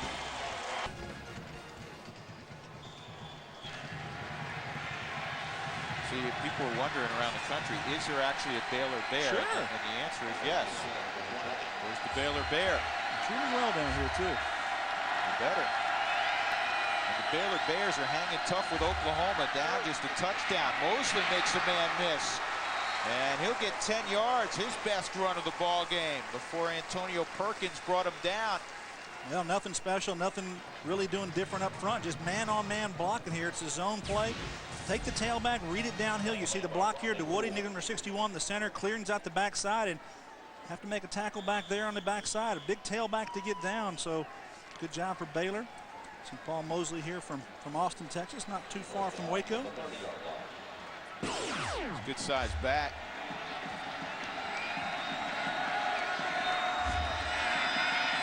Parks had a double move on the outside. It broke down, and now he throws it up for grabs. Actually, he threw it beyond the reach of Dante Nicholson. That's a smart play. He's done that a couple of times. If it's not there, he's thrown the football away. Well, that's experience beyond his years, really, because he hasn't had the game experience to do those kinds of things. And when you see a quarterback who just naturally does it, now he played quarterback his senior year at high school. We talked about him being a receiver for Reggie McNeil as a junior, but when he was a senior at Lufkin, he became the starting quarterback, so he had that experience. So they knew they were getting a good athlete when they brought him here to Baylor and played him some at receiver, but now at the quarterback spot. Here's the zone read, and for the first time today, Parks keeps the football. Rufus Alexander made the tackle. Minimal gain. It'll be 3rd down and 7. This is shocking, at least right now. Oklahoma's leading, but the quarterback comparison, your Heisman Trophy candidate and your reigning Heisman Trophy winners just 4 of 13, and some redshirt freshmen's 10 of 16. Well, he's been pretty good distributing the football. Jason White hasn't been sharp. I think it's because of the pressure of the Baylor defense, and the production hasn't been there for OU offensively. But right now, Terrence Parks showing some poise and showing that he might have what it takes to be a quarterback in this league. Shelton catches it, but he's knocked down by Waco native Marcus Walker, a true freshman, almost immediately. And now Baylor will have to punt the football. There's a short pass outside, not able to get the ball down the field enough for that first down. So we'll see Daniel Sepulveda once again. I'll tell you what, I love the story about Sepulveda. Not only had he never punted before, he's a walk-on linebacker. They wanted to play him on special teams. They said, you know, he's too big a weapon as a punter. He also, this is how much respect his teammates have for him. This kid's a sophomore. He's one of the tri-captains for Baylor. You ever heard of that before? A sophomore punter as one of your captains? Yeah, the thing is a sophomore is great, but the punter, you know, that's not usually what you have as your leader. But Sepulveda's done a great job here for this football team, and what he's done numbers-wise across the country, he's one of the best punters. 51-yard punt there, and also a net of 51. Baylor, they haven't scored, but they're hanging. Yeah, let's halftime report. I'll be joined by the Hall of Famers Kellen Winslow and Billy Ray Smith. We go around the Big 12 rivalries extraordinaire, and it's Michigan headed to Pasadena. They are at Ohio State. It's all coming up on the Cialis halftime report. Back to Baylor. Drew, Gary, John. All right, Mike, thanks very much. Michigan, Ohio State, not real fond of each other, Gary, as I recall. That's a pretty rivalry up there, and there's a few of those today, and I know there's a lot of folks from OU going to be watching the Auburn-Alabama contest with great interest. 15th carry for Adrian Peterson, and he'll get about 5 yards. 15 carries, unofficially 82 yards for Adrian Peterson. Take a look at what OU has done today. Really done a good job. Baylor has. You had the turnover there where they got the touchdown, but really nothing happening so far. You got Trey DiCarlo missing that field goal attempt, but good job here by the Baylor defense of kind of bending but not breaking, and OU really hasn't been clicking. Jason White has not been particularly sharp. They've had a lot of injuries and some suspensions, and yet Baylor, who came in 111th in the country in points allowed, is hanging right in there. That's out to the 29-yard line for Brandon Jones, tackled by James Todd. Let's go down to the field again. Check in with John Radigan. John. Yeah, Drew, sort of our own little 2-minute warning here as we wind down towards halftime, and remind you that coming up at halftime, it is the Cialis halftime report. We go back to the studios where Mike and Kellen and Billy Ray are standing by. They've got highlights for you from all the early games, and oh yeah, you alluded to it a moment ago. It is Rivalry Saturday all over the country. A great day in college football. That's all coming up at halftime on the Cialis Halftime Report. All right, John, skinny post. Joe John Finley, but the pass a little bit too tall. And White now 5 of 15. Well, not Jason White-like numbers. Last week against Nebraska, we talked about it, 18 straight completions, but nothing like that here against Baylor. Credit their defensive secondary of being close enough and not allowing those easy throwing catches, and the pressure, too, up front. Talk about Bill Bradley, the new defensive coordinator here for the Bears. NFL guy a year ago came in here and really has taken some time and growing pains with his defense, but putting a pretty good plan together so far this afternoon. 2nd and 10, Clayton crosses in motion. Kewan Jones makes a couple miss, still going before he trips over Justin Crooks, one of the people who missed. Out to the 45-yard line, 1st down for the Sooners. Well, you see the pressure here on the quarterback. He's going to get hit and knocked to the ground, but Kewan Jones makes something happen after the catch and breaking 2 or 3 tackles there in the Baylor defense and moving the ball down the field. Good job on the quick pass outside, and Jason White seeing that pressure but avoiding it and getting a throw out there. And White again looking for Joe John Finley. He stumbled to the ground. It'll be 2nd and 10, and the coverage was there again. Willie Andrews, 18's been everywhere for Baylor. Yeah, he's all over the field, and this defense has really done a pretty good job. You take that secondary, what they've done against a pretty good receiving core with Brandon Jones, Travis Wilson, Mark Bradley, and then Mark Clayton, their go-to guy. Hasn't been a lot of production by those guys in this football game. I like the line from Guy Morris. Last year after the Oklahoma game, he said, all right, you guys hung in there. The score ended up a little lopsided. He goes, but you saw the boogeyman, and now you have nothing to fear anymore. Screen set up, Kewan Jones, all kinds of room. Blockers in front, and he'll run out of bounds at the 38-yard line of Baylor, but another 1st down for Oklahoma. Well, this is a very well set up play. You're going to have Kewan Jones on the backside. He's going to come across here, and Jason White, you can see the defense all going this way, and Jason White throws across the grain. All that open area in front. If he gets one block there, Travis Wilson, if he was able to make that block, he might be running to the end zone. Good job by our line of coming across and getting him out of bounds, but a pretty good play there, nicely executed by the OU offense. And screens generally work against blitz packages. Baylor is sold out on a number of plays. And Wilson makes a catch, but it's dropped almost immediately. Michael Boyd making the tackle. OU's calling a timeout here. 1:12 to go in the 1st half. Oklahoma up just 7-0. All the talk around Oklahoma and these parts of Texas coming in, Gary, was he going to be named that score with Bob Stoops, be in a situation where he may feel like he had to run up the score to impress folks back east or out west and maybe don't catch the game and just voters are looking to score. I think that's one of the unfortunate aspects of where we are in college football, and it's not a comfortable one for Coach Stoops. I know that. Well, I know it's not comfortable for him and a lot of coaches who are put in that situation where, hey, it's one of those things where you talk about credibility, you're talking about sportsmanship, and you talk about how you want to be a football coach who has a great amount of respect for the other football team, and Bob Stoops was forced to really do something out of character a week ago. Very definitely. Hey, College Football Saturday will return next week, beginning with a special edition on Friday. Number 20 Arizona State will take on Arizona in a showdown between in-state rivals. And on Saturday, it's 23rd ranked Oklahoma State trying to get past Texas Tech. That will be interesting. It all begins at 3 in the East, noon out west. Friday and Saturday only on FSN. And Bob Stoops was conflicted after the ball game in that his job is to take care of the Sooners, to win, and he's a sportsman first. And sportsmanship's very important to him. He is a sportsman, but they know where they're at. They know that the big eye is looking at him. That's the collective country watching OU and seeing how well they win these football games, especially over the next couple of weeks. Big favorite here against the Baylor Bears, but credit their defense here. Guy Morris has got this football team ready to play, and they're playing well here early. 2nd down and 7. Again, 1:12 left in the 2nd quarter. They throw it in the flat, and Kewan Jones darts out of bounds at the 30-yard line. It'll stop the clock, and it'll set up 3rd down and a couple. Well, good throw and good catch, get out of bounds, and I think Kewan Jones had planned to just get what you could and get out of bounds, stop that clock, and Jason White with a chance to throw the ball get that first down. Remember, in college football, the clock stops on a first down. Still have 2 timeouts left, the Sooners. 53% tops in America, but this afternoon just 2 for 7 on 3rd down.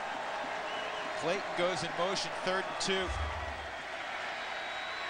White comes off his initial target, and then he finds Finley, the backup tight end, first down to the 20-yard line with 1:01 to play in the clock stop.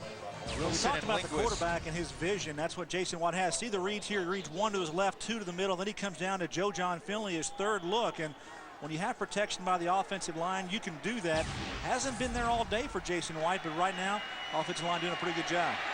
He can run, and now he's dropped from behind. One of the biggest differences is Oklahoma calls timeout this year for Jason White is his ability to move. Late last season, they had to run most of their offense, Gary, out of the shotgun because he couldn't really push off with the sore knees. Yeah, the knees were a problem a year ago, but he's very comfortable now getting either under center or back in the shotgun. A year ago, they were probably about 80% in the shotgun, but because of Adrian Peterson and the ability to do play-action pass, they're now 50-50 underneath the center and from the shotgun position, and partly is because Jason White's health has improved greatly.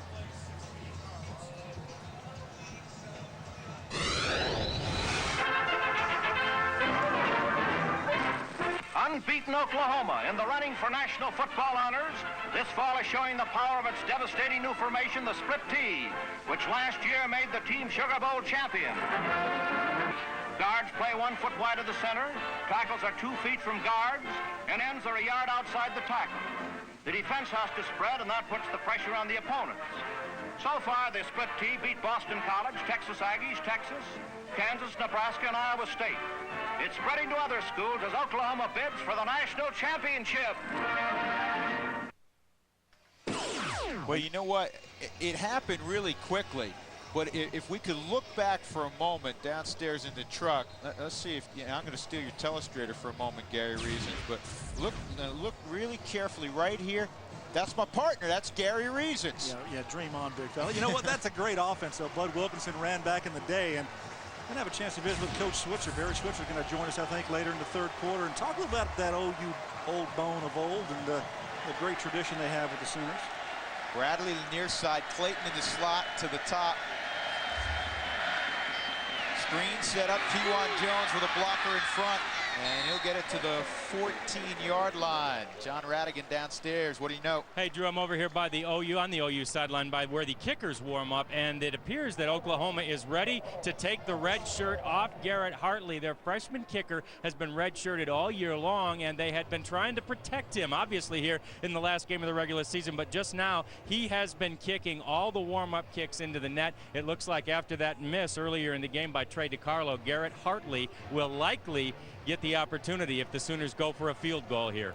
John, Bob Stoops has been very loyal to Trey DiCarlo, giving him a lot of opportunities, but right now he does not have his mind in sync with his body. He is not doing what you need to. Something is wrong there.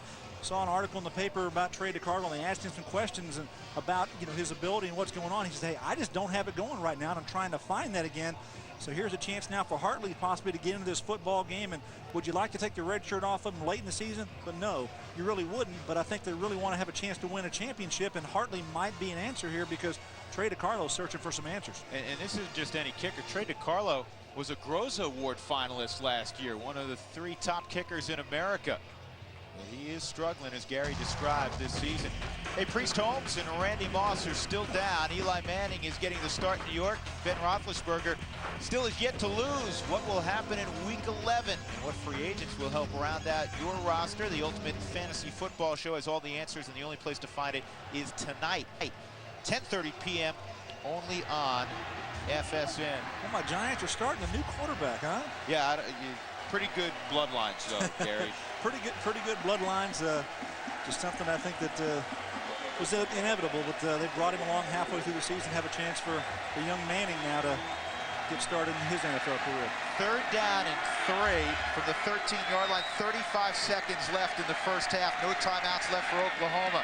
And it'll be a first down, I believe, to Jones in the flat, and he gets out of bounds. That play took just 4 seconds. Looked like he needed to get to the 10-yard line or just beyond, and Jason White tosses it out here to Keywan Jones very quick here. Nice throw and catch. You see the line, the angle he's trying to get to that 10-yard line, and gets right out of bounds, stops the clock, and a first down. And again, it's Willie Andrews defensively. And so it brings up 1st and goal. The ball is spotted just inside the 10-yard line. This is where you look to Clayton, the touchdown maker, and he goes in motion.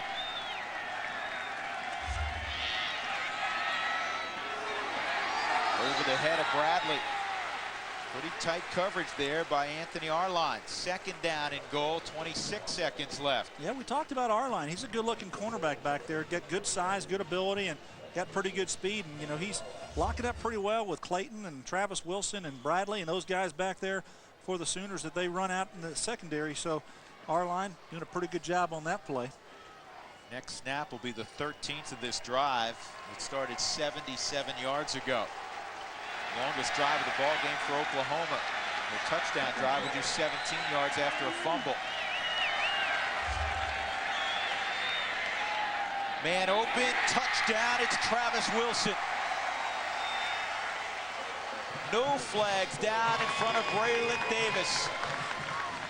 Well, it all starts up front. If you've got time to throw the ball where Jason White, a Heisman Trophy winner, can set his feet. Take a look at the protection here. Nobody in his face. He's able to read the defense in his zone coverage, and he gets right in between the free safety and the cornerback there. And good job by the offensive line allowing Jason White to do what he does best, and that's throw the ball into the end zone. Touchdown after touchdown here Jason White has in his career, and doing a pretty good job here on that throw. That was Garrett Hartley. So they have pulled the red shirt from Hartley, and he nails his first attempt. 14-0 Oklahoma. The Sooners go more than 80 yards, and it's 14-0. Andrews back deep along with Sean Rashone. Neil Hartley, who got his red shirt pulled off there, now the 11th week of the season. Chance to kick that extra point, put it through and true, and now has a chance to kick the ball off. And perhaps Trey DiCarlo is going to be set down once again for the rest of this football game. And difficult decision, I'm sure, for Bob Stoops to make, but moving forward, looking towards the Big 12 championship game and possibly a national championship game, you're going to have confidence in the kicker, and they decide to go with Hartley. Hartley's kick into the wind is short. Gathered in at the 20-yard line. Out to the 29-yard line goes Rashawn. 87-yard drive for Bob Stoops' club. Over 225, and White was 11 of 13 on that drive. That's more like him. Yeah, that's more like him. That's your money man. He comes into play in situations with that 2-minute drill. He does a good job moving the offense. Jason White clicking now with this Sooner offense. 17 seconds left for Baylor. I imagine they'll either put a knee down or hand it off. And it'll be the knee down, and they'll go into the locker room knowing they played well, but they don't have any points on the board. The number 2 team in the country, Oklahoma, leads it 14-0 in Waco, Texas. So Oklahoma, 17 yards in the first quarter for a touchdown drive, and then a real impressive 87-yard drive. And White now 30 touchdown passes, just 4 interceptions. John Radigan's with Bob Stoops. John? Yeah, we got Coach Stoops. Coach, how satisfying was that long drive after they'd done a pretty good job defensively on it? Yeah, they had, and sure, just to put it together and, and work a 2-minute drill. It's good to finish up the half that way. Hopefully it gives us some momentum coming in the second half. What do you tell them at halftime? Well, we need to, execute a little better on offense. Defensively, we played really pretty well, and offensively, we're not far off. Hopefully, we'll, put it all together here, run and pass, and get the ball in the end zone a little bit. Great, Coach. Thanks very much. Good luck in the second half. That's Bob Stoops, his team with a 14-0 lead after that long 87-yard drive at the end of the half. Back upstairs to Drew. All right, John, thanks very much. So the Sooners leading 14-0 at Floyd Casey Stadium in Waco. Let's join Mike Goldberg, Kellen Winslow, Billy Ray Smith in our college football Saturday studio for the Cialis halftime report. Go Texas, the second-ranked Oklahoma Sooners leading the Baylor Bears 14-0. Back upstairs along with Gary Reasons, I'm Drew Goodman.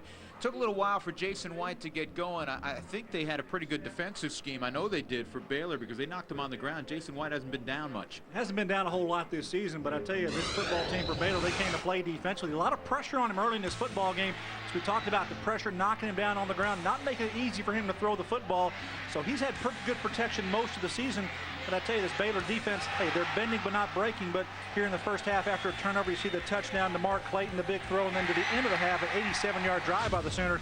Jason White kind of got fired up there. 13 of 15 on that drive, did a pretty good job. He did a great job there after starting just 1 for 8 in the football game. So the Sooners are up 14-0 as we take a look at our Zales halftime numbers. And the key is the passing yards, particularly on that second drive. Well, that second drive, yeah, it really was key, I think, Drew. But overall, offensively, Oklahoma's moving the ball pretty well. Defensively, Baylor has done a pretty good job of pressuring Jason White, but OU's defense, the 4 sacks in the football game, not allowing Terrence Parks to move the ball down the field. Only 100 yards of total offense for Baylor in that first half. So overall, the OU football team has started out slow, but came on pretty strong with that score late in the second quarter. Well, the Sooners will get the football, Gary, to begin the second half. So we'll see White immediately. Sooners trying to go 11-0. On 18 occasions, they have finished a regular season unbeaten. 17 times unbeaten and untied. Well, John Radigan a few moments ago caught up with Guy Morris, the head coach of Baylor. Yeah, I tell you what, Drew, I talked to Guy as he came back from the locker room, and the first thing he said was offensively, we need to be more consistent. He said we moved the ball pretty well, but then one play or one mistake, as he termed it, would shoot us in the foot. We would shoot ourselves in the foot. I asked him about the pressure they were able to put on Jason White, especially early in the half that you guys were talking about, and he said, yeah, we had pressure on him, and then they changed the scheme a little bit. He goes, but don't be surprised if we change things up a little bit and try to get more pressure on him this half. That's what they're going to try to do anyway, guys. Back upstairs to you. All right, John, thanks very much. Drew, I'm noticing some wind out here, too. I wonder if John can tell us about the wind down the field. I see the flags moving and it's blowing into this booth up here. I wonder if it's going to affect the play downstairs. Peterson busts it up the middle. Adrian Peterson in the open field. Arline's trying to catch him, and he will at the 33-yard line. If Anthony Arline doesn't hang on, that's an 80-yard touchdown run. 48 on that gallop from the freshman from Palestine, Texas. When you crowd the line of scrimmage and you only have one person in the secondary, this is what can happen. You pop through at the initial line of scrimmage, and Adrian Peterson shows, hey, he's 6'3", 215 pounds, but he's got breakaway speed. Several long runs already this season for Adrian Peterson, and a great way to start the third quarter for the Sooners. They'll run a delay. Here's Peterson again. Nice little shake there. Peterson hurdles out of a tackle to the 18-yard line. How special is Adrian Peterson? Well, I don't think number 5, Braylon Davis, for the Baylor defense, has seen anybody like Adrian Peterson come in front of him. He has a chance to make the play here on the outside initially, but he shakes and bakes right there. That's Braylon Davis, number 5. Luckily, he continues with the football and winds up making the tackle here, but Adrian Peterson's got enough speed and ability to make people miss. That's the uncanny thing about a guy with his size and ability to have this ability to make people miss in the open field that really makes him one of the special backs in college football. First and 10 from the Baylor 17-yard line. White throws a screen, and to the 4-yard line goes Mark Clayton. First and goal there for Oklahoma. 3 plays, and they have covered 76 yards. I don't know what Bob Stoops said, but he got their attention. Well, it's explosiveness both on the ground and through the air. This OU football team is very balanced, and Bob Stoops wanted to get that this year from his football team, and they certainly have. Coming out here in the third quarter, kind of a sluggish start in that first half for this OU football team, but putting a pretty good drive together very quickly here in the third quarter.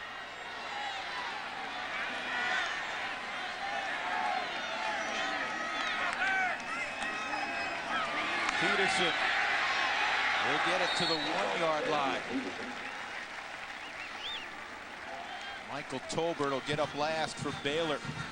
Second and goal at the 1-yard line, and now look at the numbers for Adrian Peterson. 149 yards on 18 carries. That's 10 games this year. Over 100 yards for that young freshman. That's a tremendous mark. He had 9 consecutive. Didn't get it a week ago against the Huskers. played injured, didn't start the football game, but back here with a couple long runs that he's had, got him up over that century mark for the 10th time this season. Here he comes, and he walks into the end zone. Touchdown, Oklahoma. They made that look pretty easy. They sliced and diced the Baylor defense. And Peterson into the end zone for the 10th time in his freshman season. He's a special player, Drew. He's one of those guys, very uncommon. I think he's a special player that you don't see once in every couple of decades. I look back at like a Herschel Walker coming into the scene in Georgia. Those kind of backs, big with power, with speed. They're very rare in college football, and he's going to have a very, very bright future. And hopefully for the Sooners fans, he'll be with them for a long time to come. He's reminiscent of former Oklahoma greats. Remember when Marcus Dupree came out of Philadelphia, Mississippi. 21-0 OU. Yeah, it's all about that. It's all about the Sooners. They're trying to get that Orange Bowl. Well, last time they won the national championship 4 years ago, they won it at the Orange Bowl. Many similarities between that 2000 national championship Sooner team and this one vying for a national title. Well, this is a better kickoff. Andrews 4 yards deep. The freshman Garrett Hartley really got into that one. 5 plays, 80 yards for Bob Stoops' offense. The biggest difference late in this college football season as compared to 03 is their ability to run the football consistently. Well, sometimes your passing game just isn't there, and coaches know that, hey, we've got to be able to run the ball, establish line of scrimmage, be dominant there, and then the passing game is going to work. If you're a one-dimensional football team, it is hard to win consistently, so being able to blend the run with the passing game has really set the Sooners apart this year. Paul Mosley takes the football. He will lose a yard. Lynn Magruder was in the middle of things. Gayron Allen was there as well. And here's Adrian Peterson on that last series.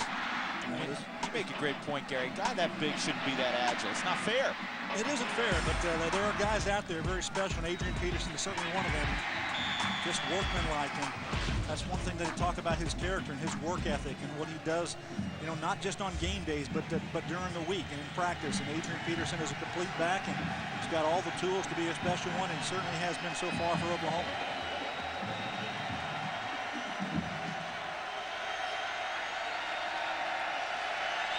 Sooners come with a max blitz. Parks unloads. And Rashawn couldn't come up with the football, so it'll be 3rd down and 11.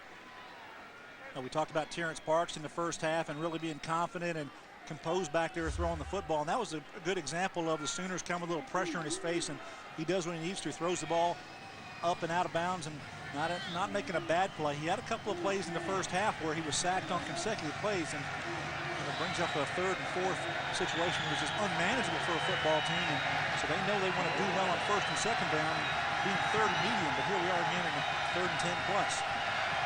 Roberts and Rashad to the near side. 3rd and 11. Mosley departs.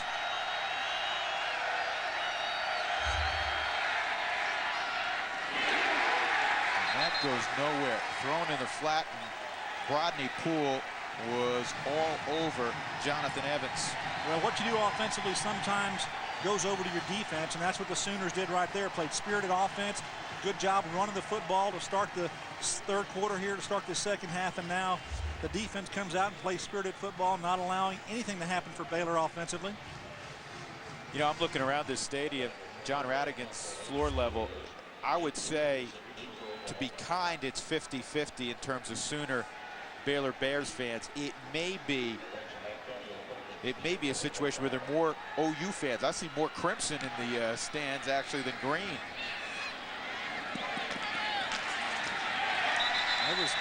That was Perkins back at the 25-yard line. We were told, hey, must have. Antonio with 8 career touchdowns.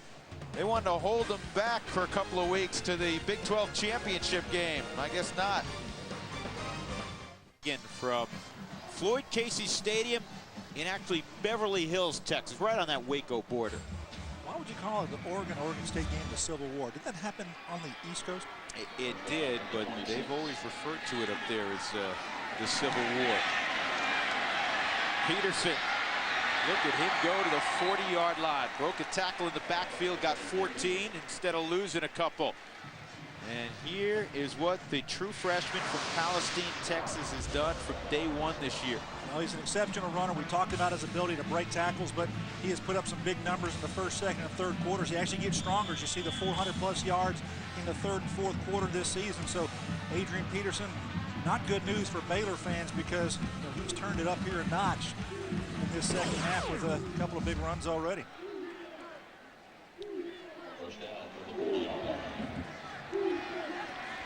Runnels goes in motion, and here comes Peterson again. He doesn't look like Gary. You played linebacker for 9 years in the NFL. He didn't look like a lot of fun to try to tackle. Well, he's one of those guys that brings a load. You know, you talk about players that deliver a blow that are defensive players. This guy's a striker. When he runs the ball downhill like that, you know, I've seen him play, and he likes to lower his head and shoulders and take a look at his numbers on the season. Now, this is him against all the other freshmen in the Big 12, and you look at his production, that's all of them combined. You know, Adrian Peterson has had a tremendous game. Now, this is up to 10 games now. That was coming into this ball game, up over 100 yards once again today. They throw it to Runnels in the flat. He'll have a first down. Andrews knocks him off his feet at the 44-yard line of Baylor. You go back to Peterson, you want to talk about gaudy numbers. His senior year at Palestine High School, he averaged 11.7 yards a carry. Basically averaged a dozen yards every time he carried the football.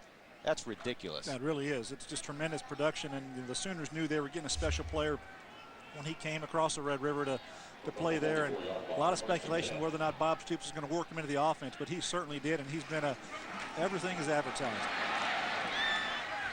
He has a similar running style. Tell me if you'd concur with the pretty fair running back who played at SMU, Eric Dickerson. Well, Eric Dickerson was an upright runner, much like Adrian Peterson is, and you see the long stride, and I think the things that they do have similar there, they have the ability to jump step. What I mean by that is they can jump around guys and get separation. Got a good long stride and good vision of the field, and I don't think that Eric Dickerson was as physical a back as Adrian Peterson has, but that's pretty good similarity. That's pretty good company to be in. And after that last carry, he's sitting right at 1,600 yards rushing this year. And he's got 16-12 or so. Well, not only has he done well against the Big 12 this year, but Adrian Peterson, pretty good company at OU. You see there's some other backs there that have done pretty well, and here's some guys that they've had pretty good numbers, but he's off the charts in regards to what he's done, trying to update these numbers as we go here in today's game. But it's current as of that last run. Good job, Wade Robinson in our truck. Do you know what?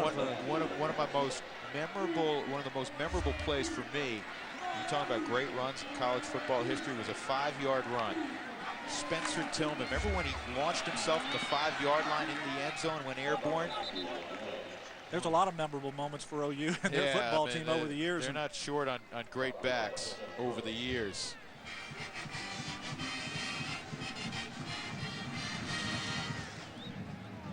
The First Down Line is brought to you by Overstock.com. Save up to 70% every day. It's all about the O. Well, something they haven't had to do here in the second half because of the run game is get Jason White throwing the football again. Just a couple of short passes, but now back on second and long in the gun. Baylor is inexperienced, particularly inside today. There's a throw from White to Runnels. And Runnels running over people at the 5-yard line. Pretty obvious what's happening right now. Baylor was inspired in that first half.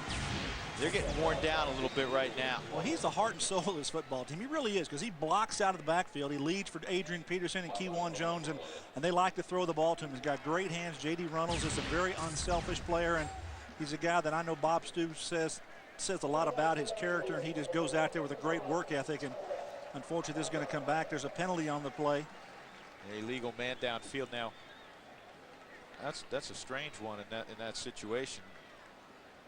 Well, I saw the line judge over here actually calling a tip. He's showing like there was a tip on that play, so that the ball was tipped. And if that was the case, the line downfield would not apply. But nonetheless, it's going to come back. But J.D. Runnels is one of those guys that's special on their football team, and he's the big reason why they're able to run the ball and also short passes. That's what Bob Stoops is saying, that the ball was tipped.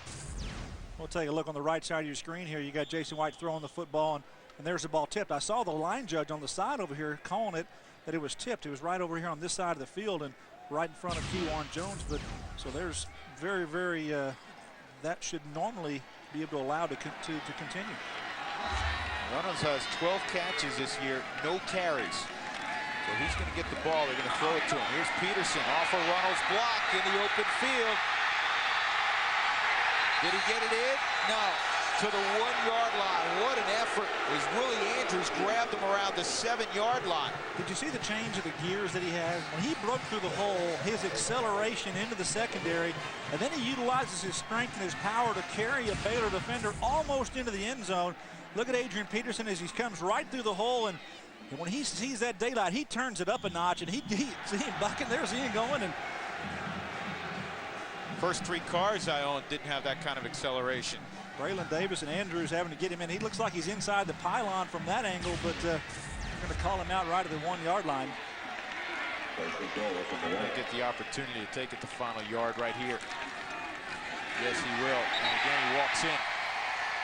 Oklahoma 27-0 now, 132 yards in the second half for Adrian Peterson.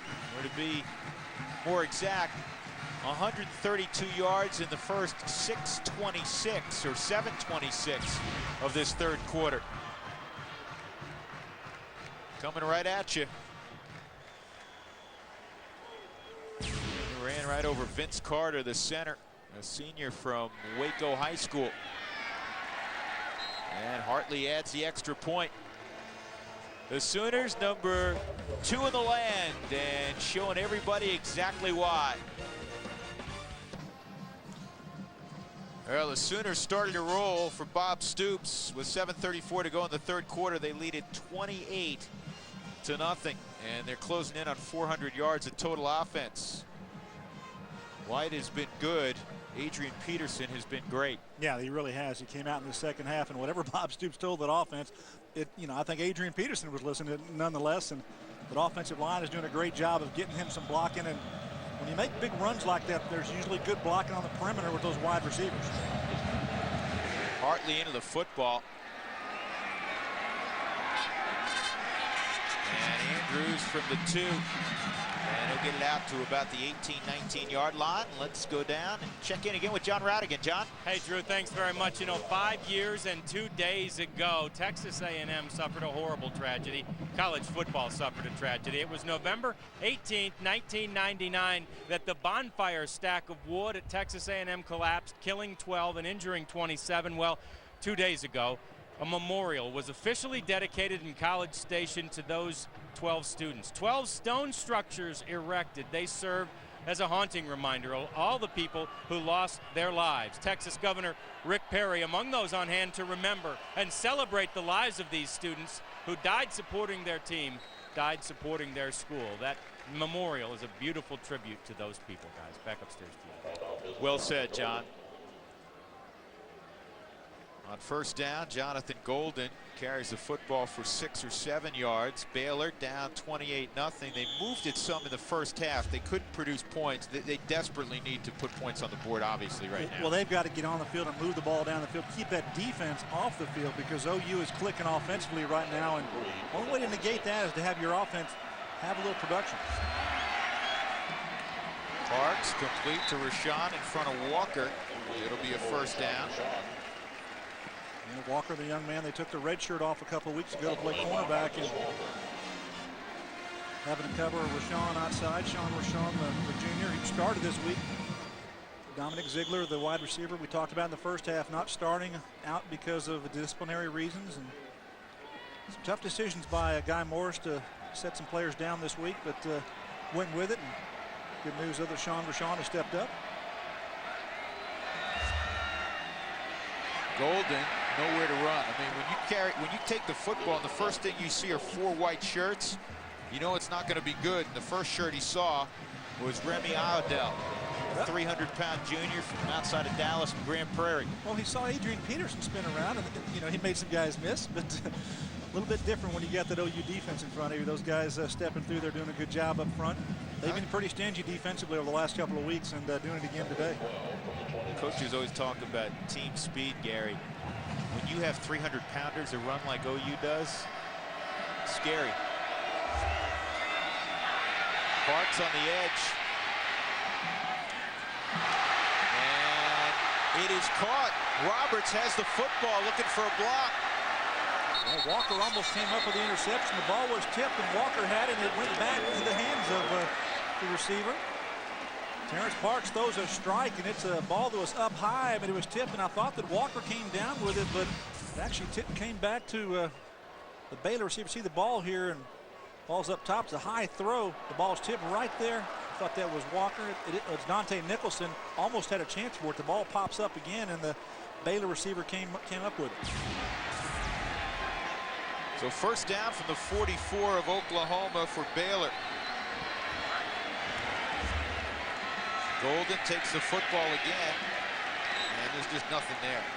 They had not been able to run the football at all this afternoon. Rodney Poole, free safety. Dan Cody, number 80. Here's Cody. He's a senior from Ada, Oklahoma. Academic All Big 12 player a year ago.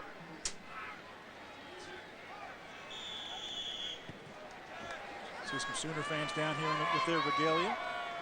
A 4.5-hour drive, depending on how much you. A lot of fans in our hotel this morning here.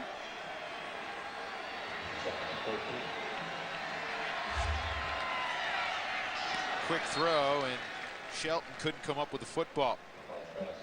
Third down, and a dozen.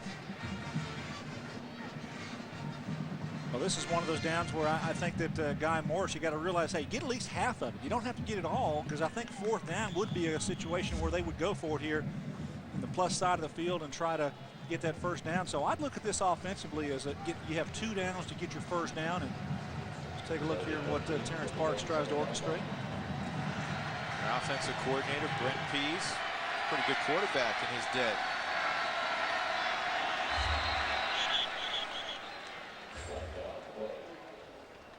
There's only been one accepted penalty all day. John Laurie getting together with his crew. 5 yards, remains third down. So now it'll be third and about 8.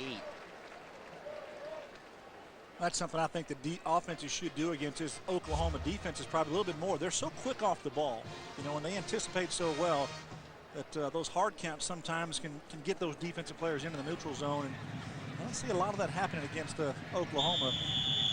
Pretty well coached, very good discipline for those guys, and not a lot of teams use that against them.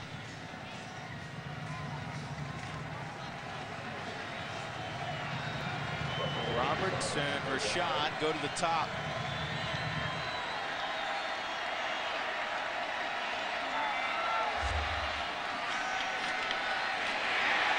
Burdine from the backside catches Terrence Parks right around the line of scrimmage. You'll see if it may not go down as a sack. Well, actually, now where they're marking it, it will go down as a sack. Well, they're going to bring 5 right here, and then Burdine's going to come outside and do a good job of just containing on his side of the field, gets around the tackle, then sheds him and comes back underneath to make the tackle and the sack. Terrence Parks trying to step up and make something happen, but a good job by Burdine of retracing. So it won't be 4-down territory. They'll bring Sepulveda on. Down 28-0, 4th and 10 from their own 40, or excuse me, from the Oklahoma 44-yard line. Perkins back deep again. And Sepulveda deadens it inside the 10-yard line. It's the 23rd time this year he has gotten one down inside the 20-yard line. A punt of 37 yards. Look at that, Kansas State at home leading Iowa State 17-6. Iowa State certainly has their destiny in their own hands. They have a chance to win the Big 12 North, but right behind the 8 ball right now. Here's some scenarios with Nebraska against Colorado. They need a couple of things to happen for them. All 4 teams here have a chance to still get to the Big 12 championship game a week from next Saturday against OU Sooners. We were going over that this morning, and I'll tell you what, I'm still confused. Well, nothing's going to be decided until after next weekend. Justin Crooks tackling Adrian Peterson from behind. Good pursuit from the Will linebacker Crooks. Well, that's what I talked about early in the football game with the Daniel Sepulveda. What you can do with your football team is, you go ahead and pin an offense back, and then your defense can play spirited and slide down the line of scrimmage. Justin Crooks showed early in the first half making a good play. Here he is once again. You got to tackle well. When you get a team down here, you realize they're going to try to run the ball out on you. You got to make plays, and this is a chance for this Baylor defense to step up and make a difference.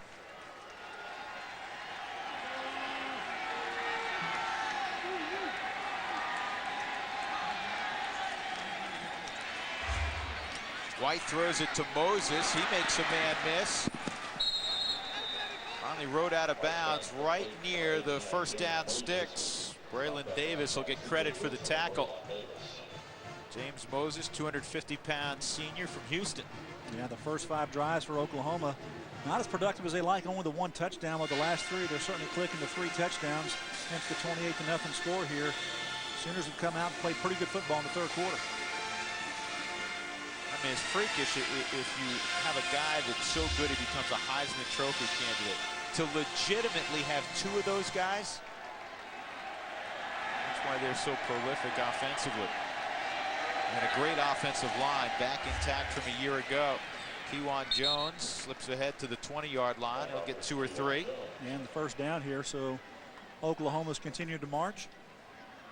You talk about the offense here. There's 3 teams at the top of the BCS. You've got USC, you've got Oklahoma, and you've got Auburn. I think all 3 of those teams, Drew, have good offenses and really great offenses. The question mark as it comes down towards the end of the season, which of the 3 teams' defense is really going to step up and shine, give them a chance to win championships in their conference, both in the SEC and the Big 12, but more importantly, the national championship. But these offenses, I think all 3 of them really can score. There's White on a boot. He wants the deep ball, and this one is up for grabs, and then a flag comes in. Well, Brandon Jones was there, and it was double coverage. He was bracketed, and that ball hung up in the air a little bit. I think that Jason White is throwing it into the wind here from our left to right. As you watch it on the field today, the wind is coming out of the east across the field. 15 yards, automatic first down. And a little contact there towards the end of the throw. Good coverage, plenty of players back there. Jason White trying to, stretch the defense. Take a look on the right side here. He called it on Lane, Gary. You got 2 hands there. Number 21, Maurice Lane, actually has got 2 hands on him on the inside. It's a pretty good call.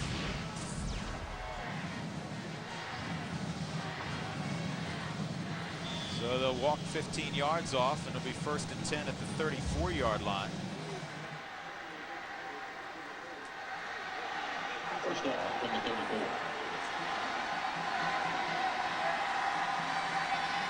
White was 1 for 9. He's 15 of his last 19. Peterson for a couple of yards. Time for our Bass Pro Shots trivia question. How have you done this year, Gary, on these? I'm not very good. I really am not. I'll be honest with you, because which 2 OU players? Yeah, well, which 2 OU players finished in the top 3 of the Heisman voting in consecutive years? One is. Should we give him one? One's fairly easy. All right, give him one. Billy Sims won it as a junior, and he finished 2nd in 1979, his senior year, to Charles White. We're not giving you the other one. Peterson tries to bounce it. Speed to get to the edge. Finally tackled by Maurice Lane, but they'll move the chains again for Oklahoma.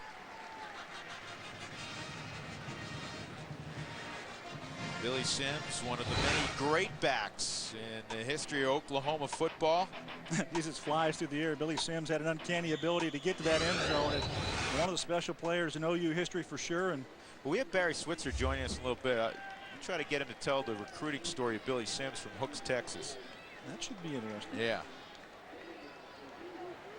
You know Barry a little bit. I imagine he was, well, I know he was quite a recruiter. And if you know his personality, you ever heard him talk, not a surprise. Kewan Jones. Lane running inside out from his safety position. Good play.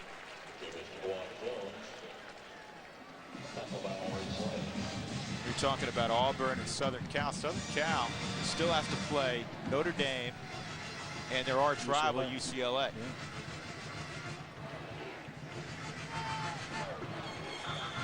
Auburn Tigers will be in the SEC championship game. 10 carries, 144 yards in the second half for Adrian Peterson.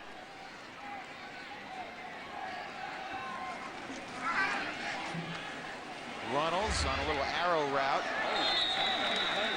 And he lost his hat. You know, Drew, there's been some interesting play here in this second half. Oklahoma's done a good job moving the football. We talked about the trivia question here. We're going to get the answer there. Yeah, folks have had enough time to think about this one. So we told you Billy Sims, one of the two to finish in the top 3 in consecutive years. And the other was Greg Pruitt. 3rd and 71, and then 2nd in the Heisman balloting back in 1972, the year John Cappelletti won the Heisman Trophy. 3rd and 1 from the 44. 3rd and very short. Kewan Jones getting some work, and he runs off of Jamal Brown, Davin Joseph for a first down. You know, this Baylor Bear defense over the season, Drew, has really had some trouble sometimes stopping the running game. And there's been some big running games against them, a couple 300-yard team rushing performances against them. A couple of backs in the Big 12 have really had some big days. But I think that old 28 here for the Sooners may be right on top of the charts. He's getting a breather right now. Kewan Jones has gotten the work. They run a draw to Jones. They get him on the ground. Jamal Harper in there, number 16 defensively. You know, Bob Stoops said something interesting to us before the start of this football game. He said, we're as healthy as we've ever been this time of year since he took over the program. He did a little knock on wood. And he also said, we're as talented as we've ever been. So this is a formidable Oklahoma team. We'll talk more about that in the fourth quarter. 3 chapters closed in Waco, Texas at Floyd Casey Stadium. 28-0 Oklahoma.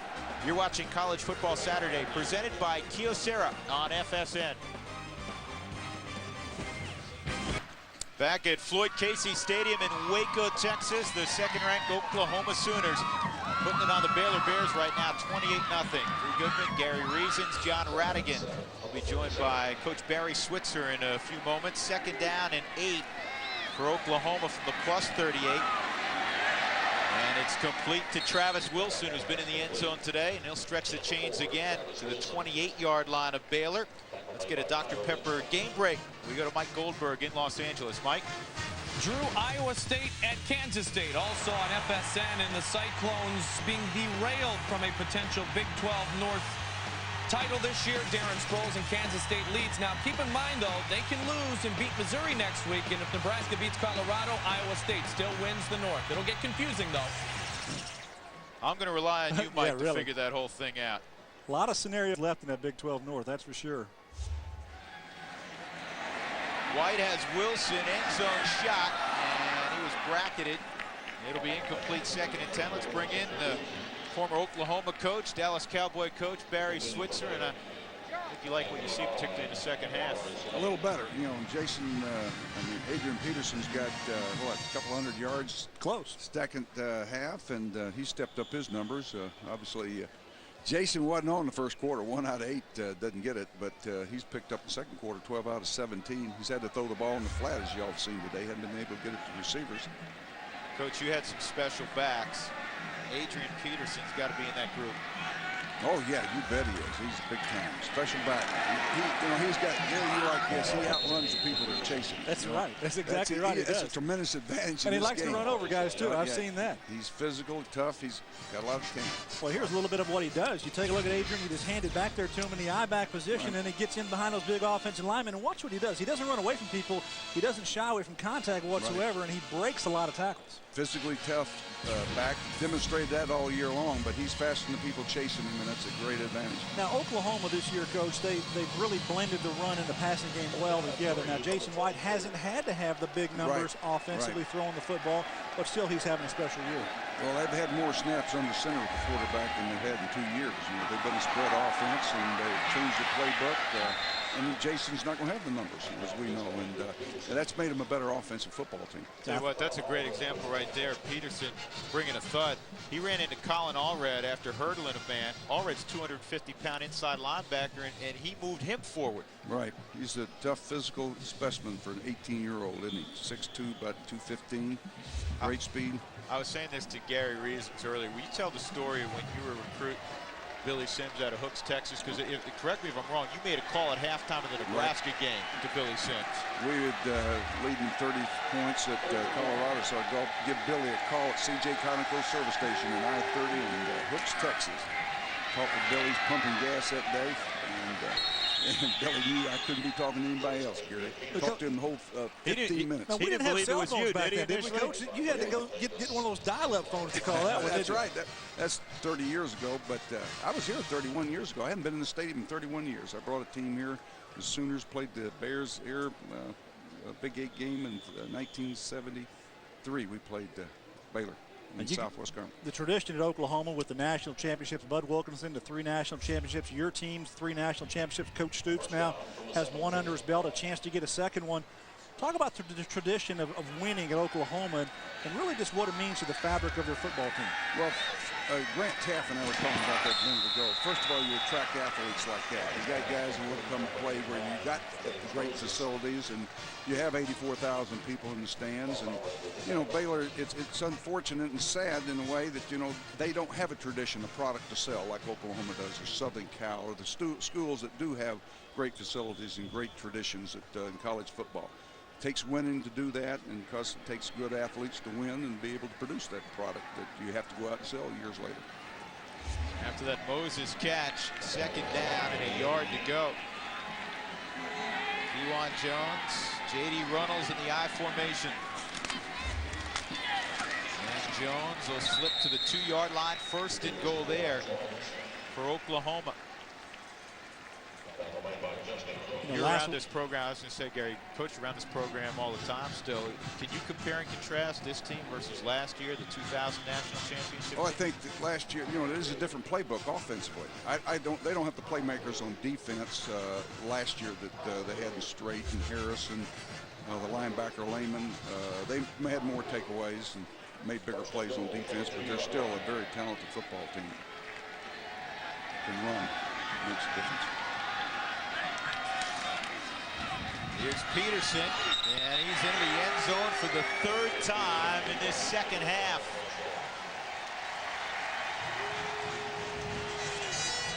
Pretty impressive guy. It really is. This young man's done a great job for this football team all season. 10 games now, Coach, over 100 yards of rushing, and didn't get it last week, but he certainly got it again today. Over 200 yards rushing today, his 3rd touchdown. The offensive line, they're doing a great job up there, and they've got some seniors up there that really lead the way with Vince Carter, Jamal Brown, and Wes Sims on the other side. So if you got anchors like that, you can do some special things. And I was talking about earlier how impressive it was to change from a passing team to a running team, and had a penalty here on this PAT. Well, you know, to be able to blend those offensive linemen into that type of a style. You bet it is. That's the toughest thing to do, is make the transition for the offensive linemen, because you know it's so hard to run block, especially teams throwing the ball as much as they have in their spread offense. Peterson well over 200 yards on the ground, 35-0 Oklahoma. We'll have some Orange Bowl memories when we come back to Waco. Well, let's flash back 1976, New Year's Day. The Oklahoma Sooners and the Michigan Wolverines. Barry Switzer, I imagine you remember this one well. I remember that 93, Leroy Selman right there. Got the quarterback, and Jimbo Elrod, the other one, 54.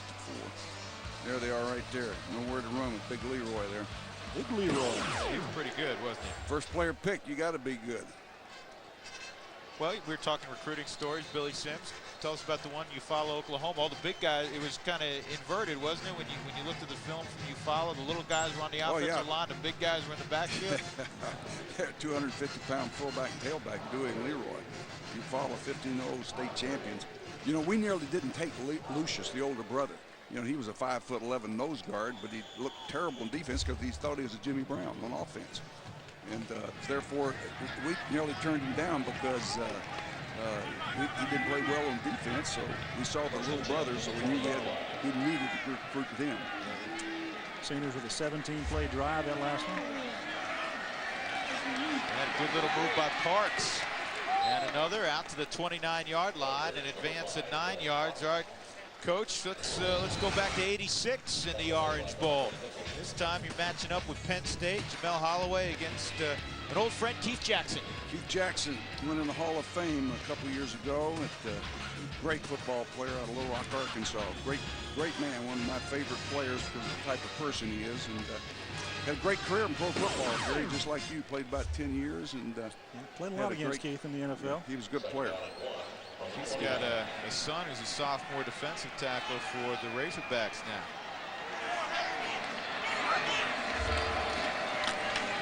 Mosley spun out of a tackle of Rodney Poole, and he'll get enough for a first down.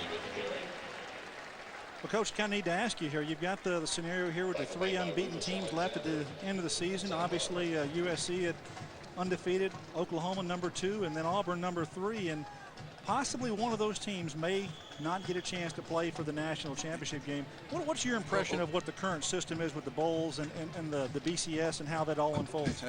I've said thank goodness for the BCS, because if you went back to the way it was when I was coaching, it's the mythical national championship. You'd have USC in the Rose Bowl against the Big Ten. We'd go to the Orange Bowl and Auburn to the Sugar Bowl, and they'd get the best team available in Southern Cal. We wouldn't have either one of us to play.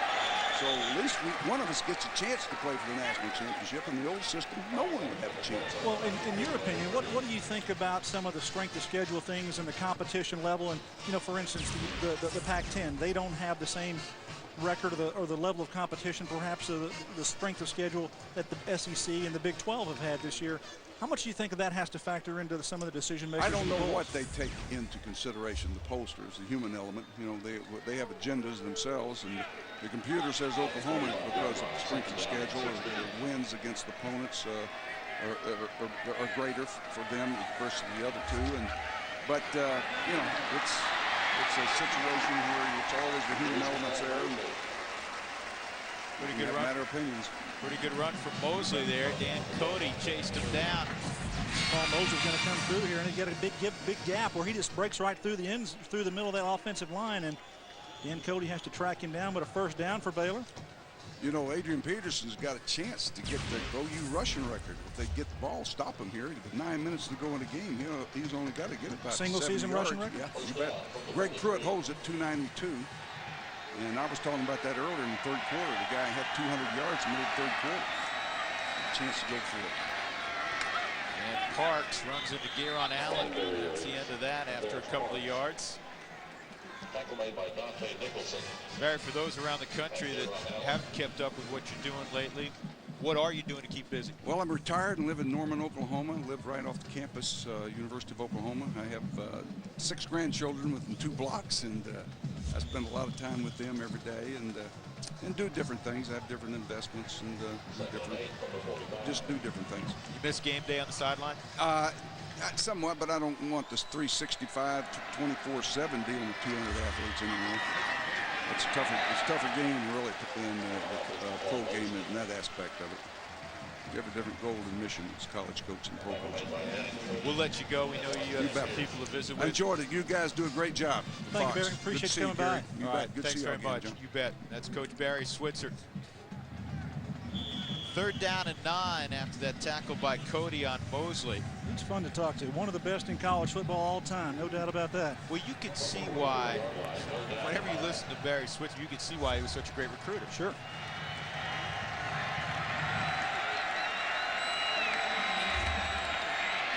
Parks in trouble, and he's going to go down for the 7th time today. Jonathan Jackson gets the sack there. He's got a couple today. Burdine's got a couple today. On the season, 36 sacks for the Oklahoma Sooners. You see the 3 down linemen here. Then you got a couple of guys standing up, and it's the old zone blitz here. You bring one off the outside. That's Dan Cody. And you get Jonathan Jackson here and Burdine just kind of tag teaming.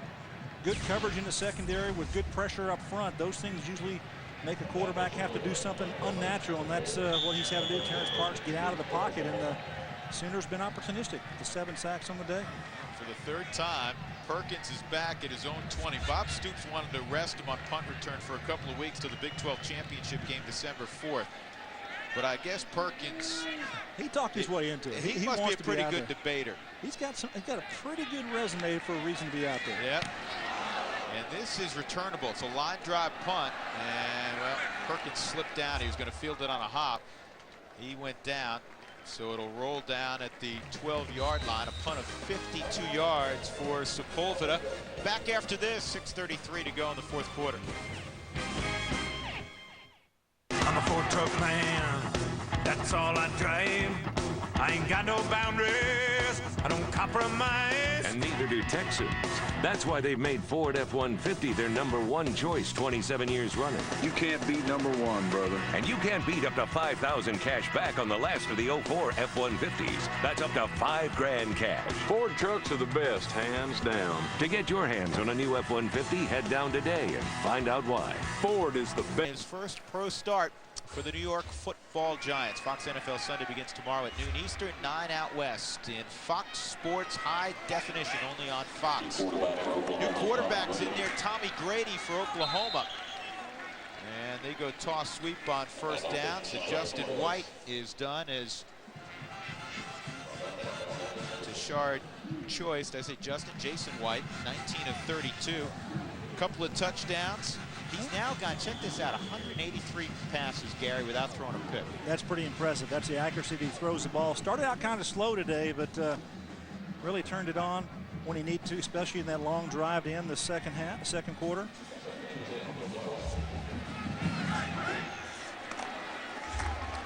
Shard Choice. Bounces it outside. Not Tashard, he's a redshirt freshman, one of those just a group of backs that Bob Stoops has on his football team. Good to have the talent back there to get him into the football game, and Tommy Grady a chance to play a little bit there. Big kid, he's 6'7", big kid under center. Good presence out there on the football field. He was a top 5 recruit 2 years ago nationally. And tower over the whole line there, that's a big quarterback. From Huntington Beach, California.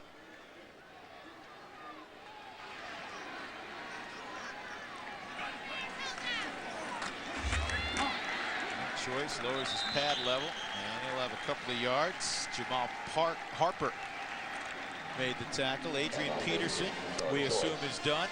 240 yards on 32 trips, and for the season, 1,671 yards.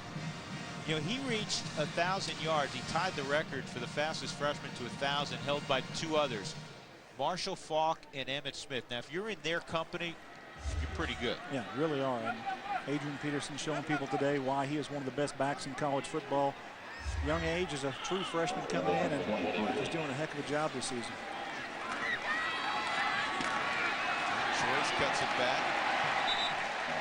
Look at his ability. How many schools would he start for? Probably a few. You got a lot of talent back there. It's hard to get into the pecking order.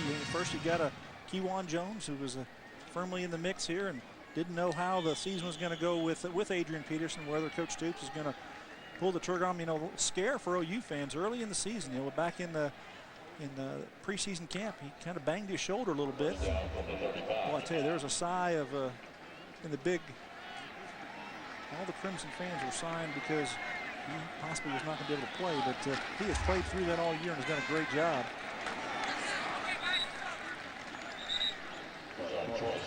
Marcus Foreman makes the tackle on Choice after a short gain. Clock moving inside 4:10 left in the 4th quarter. Take another look here at what Adrian has done. To 32 carries today, 240 yards rushing. I think that's the most rushed against Baylor's defense this year. Single rusher. Pretty good company. This Baylor Bear defense has played some pretty good running backs and pretty good teams. And they've been on the field quite a bit, particularly in the second half. But, give them credit. I know at the end of the day it's going to be a lopsided score, but they played hard, and they played with passion.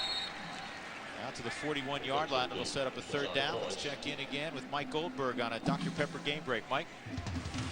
Guys, Iowa State trying to come back and position themselves for a Big 12 title showdown against number 2 Oklahoma. Cyclone quarterback Brent Meyer has cut the K-State lead to 7 with about 9 minutes remaining. They trail Kansas State by 7. Interesting one in Kansas. Colorado looking on, Missouri fans, and Nebraska fans as well, who will play Oklahoma on December 4th at Arrowhead Stadium. That's complete for a first down to choice. Tommy Grady throwing it in the flat. Wendy's High School Heisman program recognizes today's scholar athletes and citizens. Packets have been mailed to over 26,000 public and private high schools. Online nominations being accepted as well. So go to www.wendyshighschoolheisman.com today to nominate your Heisman hopeful of tomorrow. You think Adrian Peterson last year got a few votes? Might have got a few votes last year, probably going to get a few votes this year. You know, you got the 2 players back there, Adrian Peterson and Jason White, both of them having great years and possibly a chance for back-to-back Heisman trophies for Jason White. And you know, one thing that really needs to be mentioned is the play of their offensive line and how well they have done. I think that the key for their success is possibly a chance to get those awards. It all starts up front. They've done a great job for them. There's 3 players in particular that I think have got that, and the 3 seniors to the offensive line. Gary, the first down line is brought to you by Overstock.com. For name brand products at clearance prices, it's all about the O. And the 3 offensive linemen I was talking about are Wes Sims and Vince Carter and Jamal Brown, the 3 seniors up there, and they have had a heck of a career. You know, you take last season, combine it with this season. We talked to Coach Switzer about changing methodology from going to basically a pass-oriented offense to a run-style offense with Adrian Peterson, and the success they've had is remarkable. And it's not easy to take those guys and get them in a transition.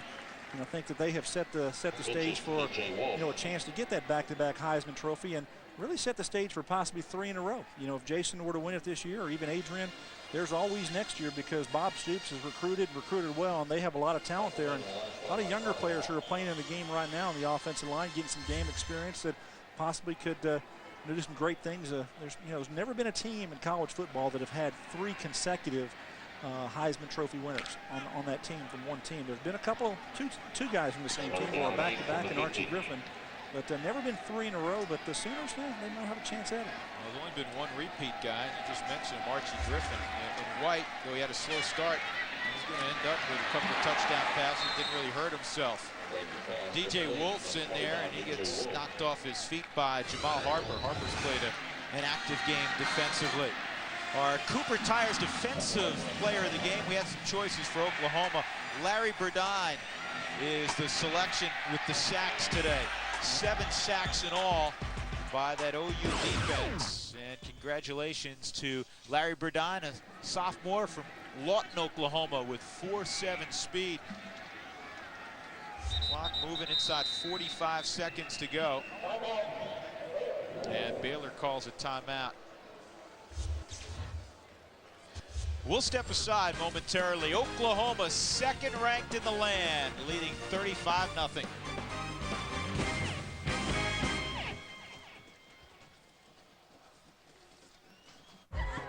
Nice phone, Tori. Thanks, it's a Kyocera. It's got text messaging, speakerphone, and it's so easy to use. Doubt it's as easy as mine. I just dictate and it sends a text message. Text Mike. Thanks, Mike. I had fun last night.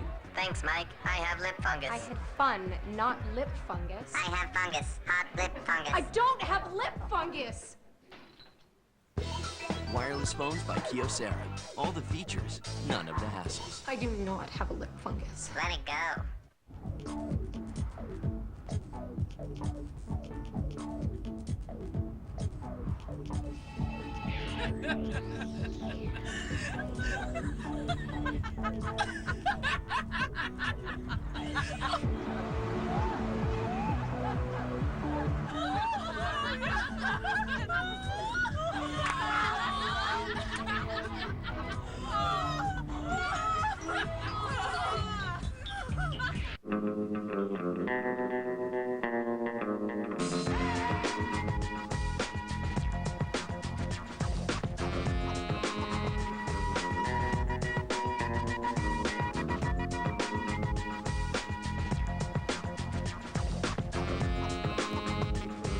find whatever you're looking for in the 200 horsepower Acura TSX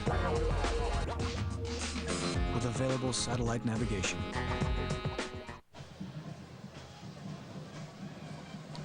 Our player of the game, offensively, brought to you by Kyocera, Adrian Peterson.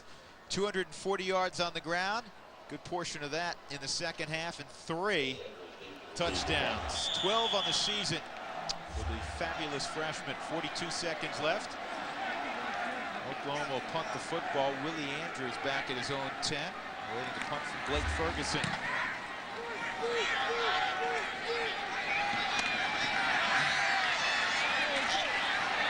Great special teams for Oklahoma. Can't forget that. For a Dr. Pepper game break, or actually, excuse me, game summary, Oklahoma had 35-0. The Sooners took over after they were up 14-0 at halftime behind Adrian Peterson, and the defense was everywhere. First Down Line is brought to you by Overstock.com. Save up to 70% every day. It's all about the O. Well, in Oklahoma, they're all about the D right now. A chance to get a shutout on this season against the Baylor Bears. It'll be their second. They shut out Texas. I need not remind Sooner fans, 12-0 at the Cotton Bowl. Would have had a shutout last week over Nebraska. Jonathan Golden playing his final football game in green. Early in his career, he played quite a bit. He's a senior from Sugar Land, Texas. 19 seniors saying so long for the Baylor Bears. Guy Morris, you're not going to see it in the win-loss column this year. They had the great win against Texas A&M, but I believe Guy Morris is on the right track here. It's going to take some time, though. It takes some time. It gets the recruiting process in. He's done a great job as far as getting a little bit of the mindset that you have to play in this conference. And it's a tough one. You play in the South Conference of the Big 12, and you have Oklahoma, Texas A&M. It's a tough road to go up that hill. And Oklahoma State, they're a good football team as well. So not easy. But Bob Stoops now goes 11-0 and chance to win that Big 12 championship again in a couple of weeks. And congratulating Guy Morris on a good football game and a chance to get to his second national championship. But Adrian Peterson, Drew, I think, is a guy who really has come in here in this football game and kind of did some things when Jason White was struggling early. He come out in the second half, and the young man just uses his ability with speed and power and shows why he is one of the best backs in college football and a contender for that Heisman Trophy award, and had a big afternoon against the Bears. And Oklahoma, in my mind, and I don't want to speak for you, but they didn't hurt themselves in the old BCS poll. I don't think they hurt themselves. I think they actually did what they need to do to get this win. That's the thing that's most important to them, get that win, be a good football team. I mean, we talked about health. Bob Stoops' football team is very healthy right now, and they're going to take that with them both into the Big 12 championship game and then hopefully onto the national championship game if you're a Sooner fan. All right, let's get Bob Stoops' thoughts with John Radigan. John? Well, Coach Stoops, obviously whatever you said at halftime seemed to work. It seemed like your team exploded out of the halftime locker room a little bit. Well, I'd said that going into the half. We were close in the first half with picking up some of the pressure. Trying to overload it, and then we took advantage of that in the second half. And even some of the runs in the first half were very close to breaking. We did in the second half. So we just made some slight adjustments offensively and got in the right plays, and it worked. How good does it feel to go through another undefeated regular season? Yeah, that's hopefully they'll be. I appreciate our players. Assistant coach is so good, and it's special. It's not easy to do. Not many people have done it, and so we put ourselves in a strong position. We have to finish out here still in a couple of weeks. You also expressed last week it's not easy to have to run up the score for the BCS and try to be a sportsman too. It seems like you struck a better balance for yourself this week. Well, for myself, definitely. And listen, none of us want to do that. We're in a bad position, and anyone doesn't express that or doesn't put both arguments out there, it's not being totally fair. So we are in a bad position as coaches right now, the way this is set up. Well, Coach, we appreciate it. Congratulations on the undefeated year, and we'll see you in the championship game. Thank you. All right, that is Coach Bob Stoops, his team a big victor today. We're going to send you back to the studio. It's Mike Kellen and Billy Ray.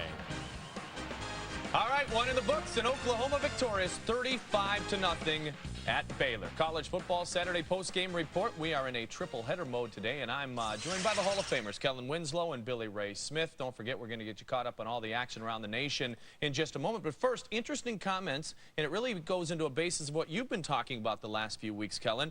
Bob Stoops acknowledging that he doesn't like to be put in this position of a sportsman, or do I run it up to impress the pollsters? Well, if you have to impress the pollsters by running it up, it's not a good situation to be in.